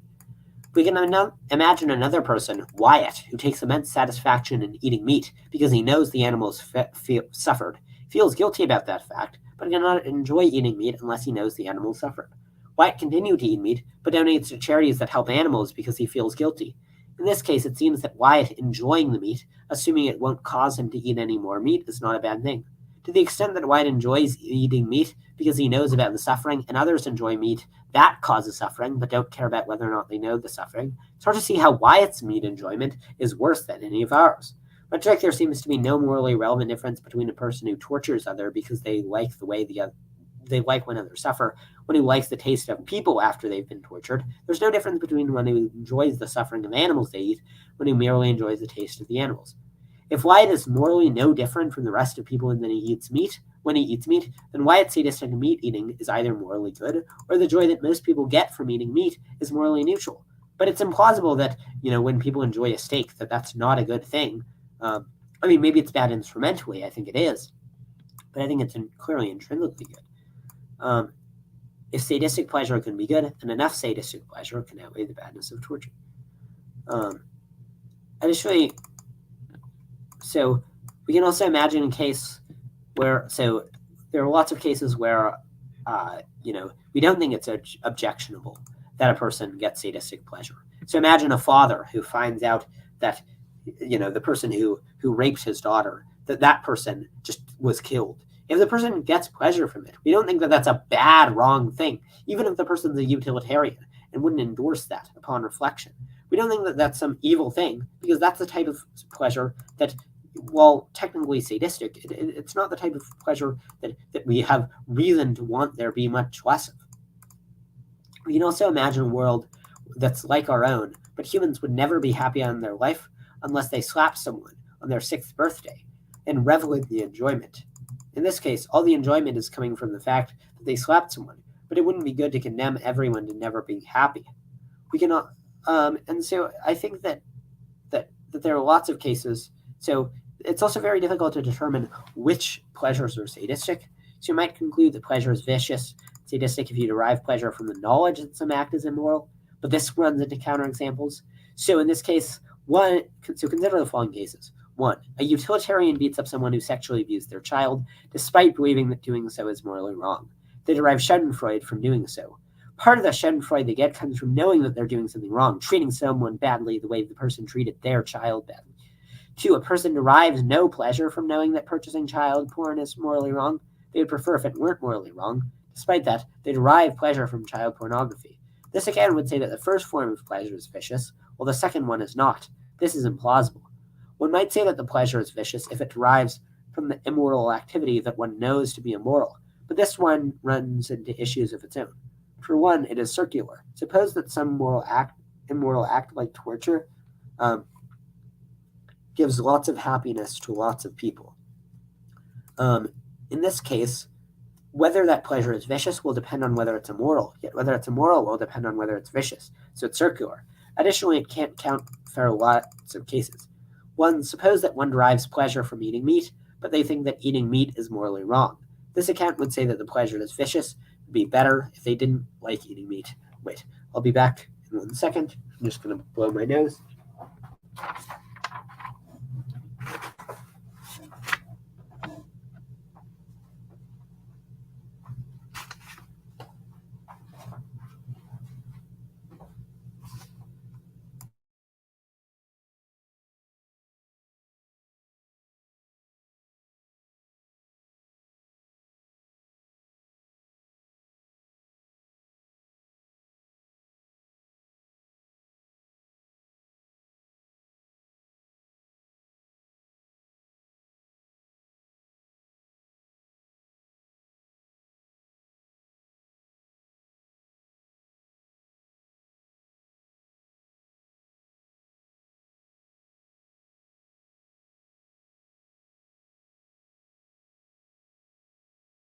So, so a person gets pleasure from eating meat, but they think eating meat is wrong. This again would say that the pleasure is vicious. It would be better if they didn't like the meat. That's not plausible.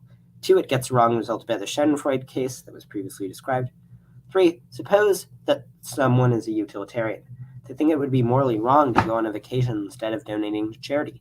This account would hold that their happiness on the trip would be vicious and either not good or bad. 4, this would also hold that a person who is employed at some immoral industry, say weapons manufacturing, have all their pleasure experienced while on the job be vicious and thus not good for the world.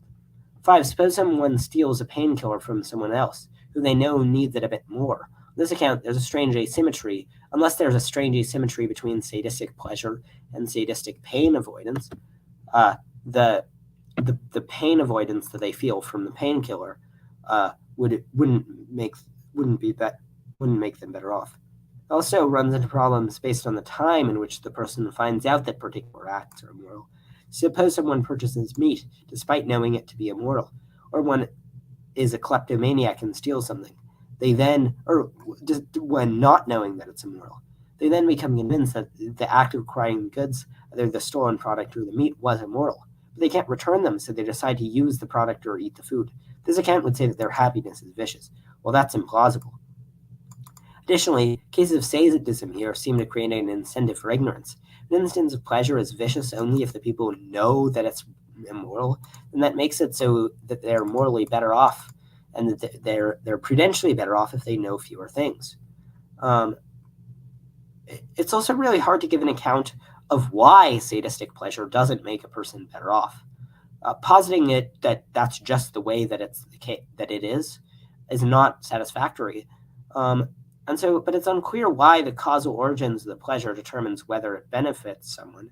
It's very clear why we would have a prudential reason to not want there to be a sadistic pleasure, but it's not clear why sadistic pleasures are not intrinsically good. If you think about a lot of these cases where a person derives sadistic pleasures from something really horrible, and it's like, yeah, the sadistic pleasure may be by itself good, but the whole package is clearly bad. It would be like if a serial killer viciously tortured someone to death and then gave a child the birthday cake. You don't have to say that the birthday cake isn't bad to say that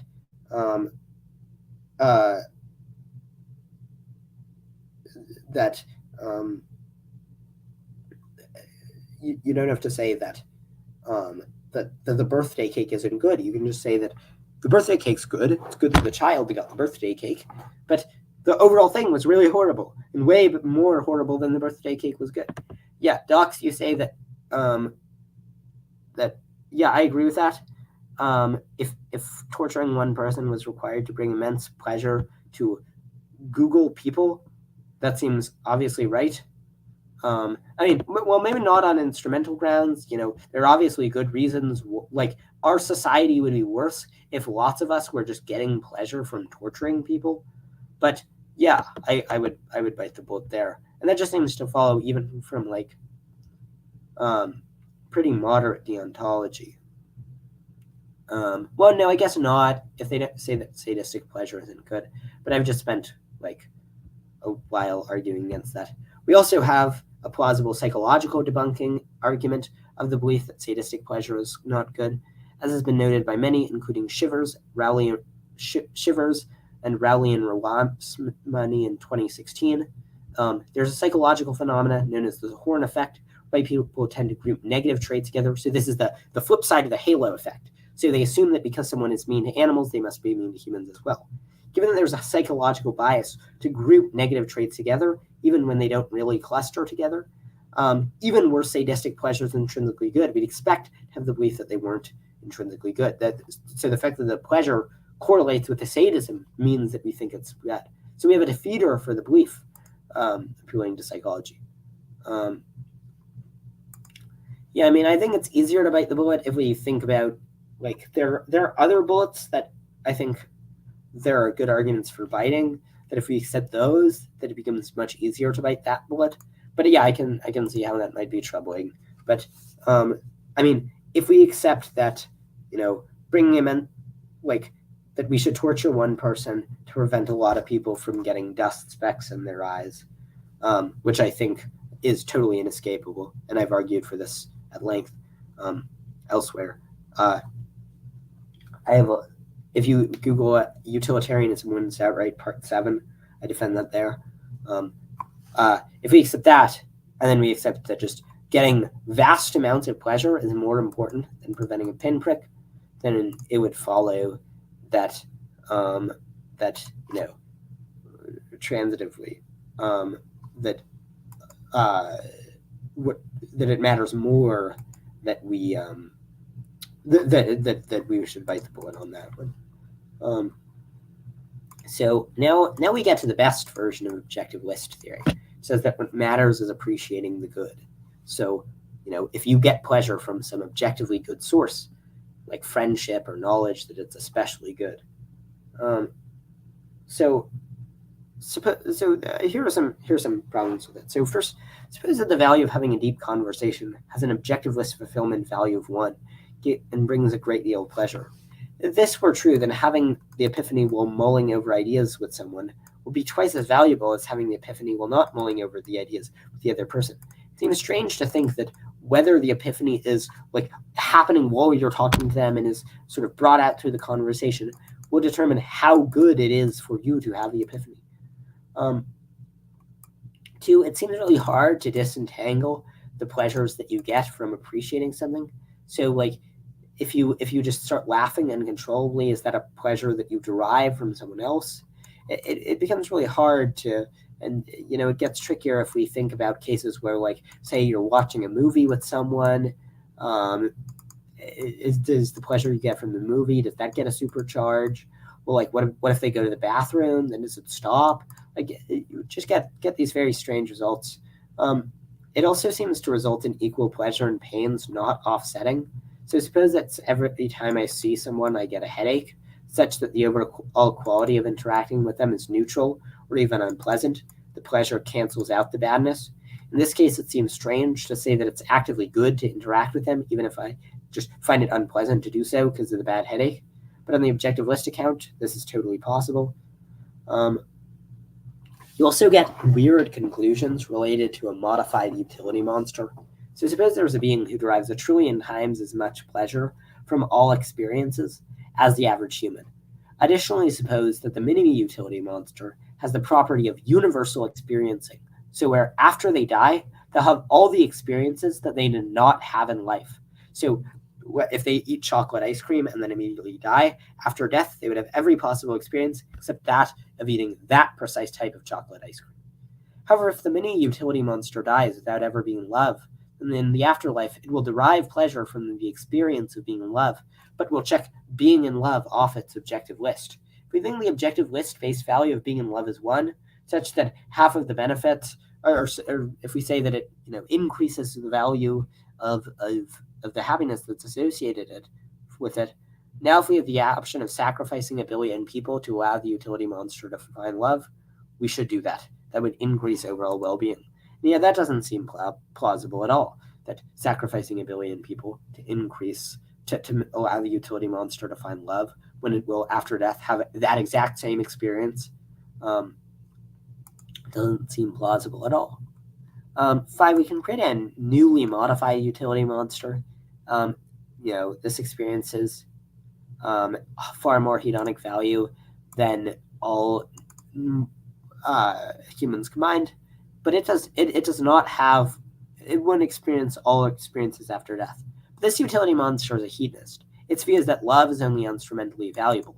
Thus, when it's in love, it's not appreciating love for its own sake, it's only appreciating the pleasure that it gets from being loved. Thus, in objective list theories, the hedonic value it gets from being in love is no more valuable than the hedonic value it gets from eating ice cream, because it's not getting pleasure from appreciating the things that are truly good. Suppose additionally that one has the option to sacrifice 1 billion people to convince it to be an objective list theorist. It's currently in love, and the hedonic value it gets is greater than the sum total of all hedonic value of the aforementioned billion people. On objective list theories, this would be a good thing, even if it would have a less happy life. Yet this seems very strange. A sixth worry is this. So suppose that Jim and Mary are married. Jim is out of town, but is going to watch a movie. Mary is going to watch a movie. The next day, Jim shall return, and they're going to watch a movie together. Consider the happiness distribution in the movies. Movie A brings Jim 10 units of happiness and Mary 10. Movie B brings Jim 150 units of happiness and Mary 1. Movie C brings Jim 1 unit of happiness and Mary 150. While watching the movies, both Jim and Mary appreciate the presence of the other and bond over the movies, such that watching the movies with the other increases their enjoyment in the movie by 5 units each. It seems intuitive that the optimal arrangement would be for Jim to watch movie B while out of town, Mary to watch movie C when Jim's out of town, and they together watch movie A. So they each watch the movie that they really, really like, and they watch the movie that they both like a decent amount. But objective list theories can't accommodate this. So if they say that it multiplies the value, then it would be better for Jim to watch the movie B by himself and then watch movie A together, because it would multiply the 150 units of value that Mary gets from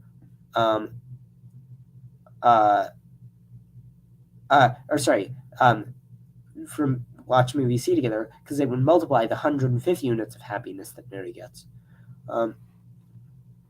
Now, and you might say that well-being you get from watching a movie is not a result of appreciating the other, but I don't know. It seems sort of strange to say that if you're spending time cuddling with your partner, that the value that you get that's not value that counts in the objective list.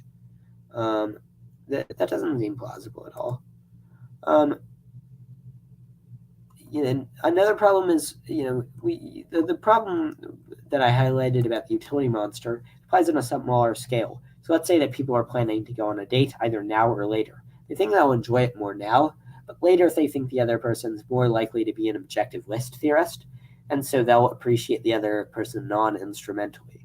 Well, this would say that they should wait, but that seems really strange, that that you should wait for your perfect lecture before your date. Like, it doesn't seem like that makes you well off. Another objection is that, so suppose we adopt a particular account of consciousness, according to which the existence of an object or event is wholly produced by the brain and is not truly the external world. Instead, the brain receives inputs from the external world and hallucinates a conscious experience that best makes sense of the inputs. Regardless of the plausibility of this account of consciousness, it seems the objective list theory would have to hold that it would have significant normative implications. If one's experience of being in love with their wife is truly a mental image generated entirely by their brain in a way that makes sense of the signals it is receiving from the external world, then when one appreciates their loved ones, they're truly only appreciating the joy they get from the mental hallucination. On objective list theories, this would seem to dramatically undercut the value of things. Being in love is just a mental hallucination that roughly tracks what's going on in the internal world. This doesn't seem plausible at all. There are various other considerations along these lines. But once again, we're like 3 hours in, 2 hours in. So trying to be concise here. A ninth worry is that it seems that objective list theories would have to hold that if you have the ability to make imaginary friends had by 4-year-olds exist, it would be good to do so even if they lived unpleasant lives, because it would supercharge the value the 4-year-olds get from interacting with them, even if they would disappear the moment that the children stop believing them. This is really implausible. It doesn't seem like a tragedy that small children's imaginary friends do not exist. This also violates the following intuitively plausible constraint. Pleasure and non-hedonic dominance For any two lives, if one life contains more pleasure and more non-hedonic goods than the other, then that life is better. This violates it in the following way. Suppose that the only two goods on the objective list are knowledge and pleasure from knowledge, and the pleasure from knowledge is twice as good. Now, suppose that, to dramatically simplify things, the relevant feature in regard to knowledge is the number of facts one knows. Person 1 knows 10,000 facts and has 8,000 units of pleasure. Person 2 has 5,000 facts and 6,000 units of pleasure. However, all of person 2's pleasure comes from their acquisition of facts. They're an avid reader of the dictionary and encyclopedia, while none of person A's pleasure comes from the acquisition of facts. Person A would have 8,000 units of well-being, while person 2 would have 12,000 units of well-being. Person A would be better off than person B. This doesn't seem plausible. Another objection is that this seems to open up to the type of hypersensitivity earlier described by Pummer. So if we adopt the account that says pleasure is better if it comes from knowledge, well then if you have two lives where one has no knowledge and the other one knows exactly one fact and derives all their pleasure from that one fact, and they could differ overall in well-being by an arbitrarily large amount if you just arbitrarily increase their pleasure. Similarly, making a friend have one more fond thought, as was discussed before, makes it so that it can increase a person's arbitrary well-being by an arbitrary amount. The more plausible versions of this account will probably have to hold that the amount that it multiplies by will approach an asymptote. So it'll multiply it by some fixed amount. But if they don't hold that, then you get this crazy result where you can just arbitrarily increase the knowledge and have a slight amount of pleasure, and then have almost all agony. And then if you increase knowledge enough, then it just increases well-being by some arbitrarily large amount. Another problem, and this I think is actually a really big problem, probably the biggest problem aside from the hypersensitivity stuff. I think that problem pretty much dooms the theory. But this problem I think is really big too, is so if you say that objective list goods multiply the value of pleasure, and these considerations get slightly technical. If you want to read more on it, I have an article called The Agony Challenge for Objective List Theory, which I'll link in the chat right now.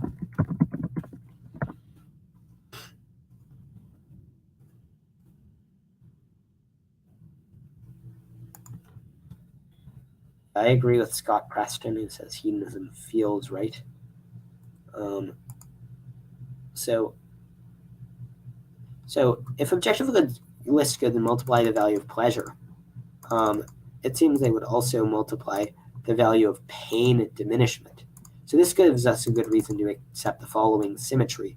Objective list goods multiply the value of pain diminishment. Thus, if having a powerful bonding experience with your loved ones made your pain reduced, that would produce extra value. But this would get a really implausible result, namely that horrific agony is sometimes good.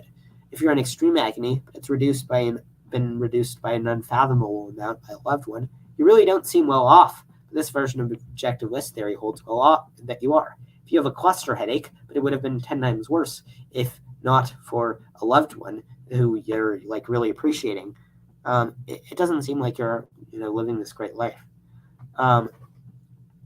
You might reject symmetry and hold net value multiplication, which says objective list goods multiply the value of the hedonic experiences if and only if the experiences are overall hedonically positive. But this leads to the following conclusion that is unintuitive if we accept objective list theory. It's called good and pain. So if I experience 1,000 units of suffering while deriving 999 units of the most objectively good based pain and pleasure possible, this would say that I'm not well off. But the objective list theorist would want to say, look, if you derive 1,000 units of suffering, 999 units of the best possible objective good pleasure, then you're well off. But this has to deny that. To reject good and pain, they might accept the account. They might say accept multiplicative pleasure, where objective list goods multiply the value of pleasure independently of the amount of pain experienced. But this requires accepting strange asymmetry. If a person is currently in pain, then it is better to increase their pleasure by n in ways that satisfy objective list goods rather than to decrease their pain by n in ways that satisfy objectivist goods. This is very implausible, and it also requires accepting simultaneous ecstasy and misery. A person who's currently experiencing unfathomable pleasure but far greater pain is well off if their pleasure derives from an objectivist source. This is incredibly implausible. A person whose net hedonic state is more negative than the Holocaust does not seem well off. But there is a second reason the objectivist theorist is committed to this. If they accept the multiplicative view, presumably they accept momentary non-overlapping ecstasy and misery. So if you have a series of seconds where for half of them you're in extreme pleasure, for half of them you're in extreme pain, where the pain is significantly greater than the pleasure, you're going to be overall well off if the pleasure derives from an objectivist source. They want to accept that. But this itself seems really implausible. If you are just bouncing around between pleasure and pain, but the pain is twice as great, but the pleasure is from an objectivist source, it doesn't seem like you're living this great life. But a person who, if you want to accept this, you have to accept simultaneous ecstasy and misery. If you accept momentary agony irrelevance, it says that the moment when agony is experienced doesn't matter, all else equal. So as long as you're experiencing the agony, it doesn't matter which moment it's experienced in. So yeah, as a result of these considerations, I think that we have a really good reason to reject objectivist theory, plus all the reasons to accept hedonism. So yeah, I'm out of material, so we're going to wrap it up now. If for people who made it through the whole video, well, I don't think anyone did, but thanks everyone for watching parts of the video you do. I know this was a long one, but it turns out there are lots of really good reasons to be a hedonist that I went over. So thanks so much. See you in the next one.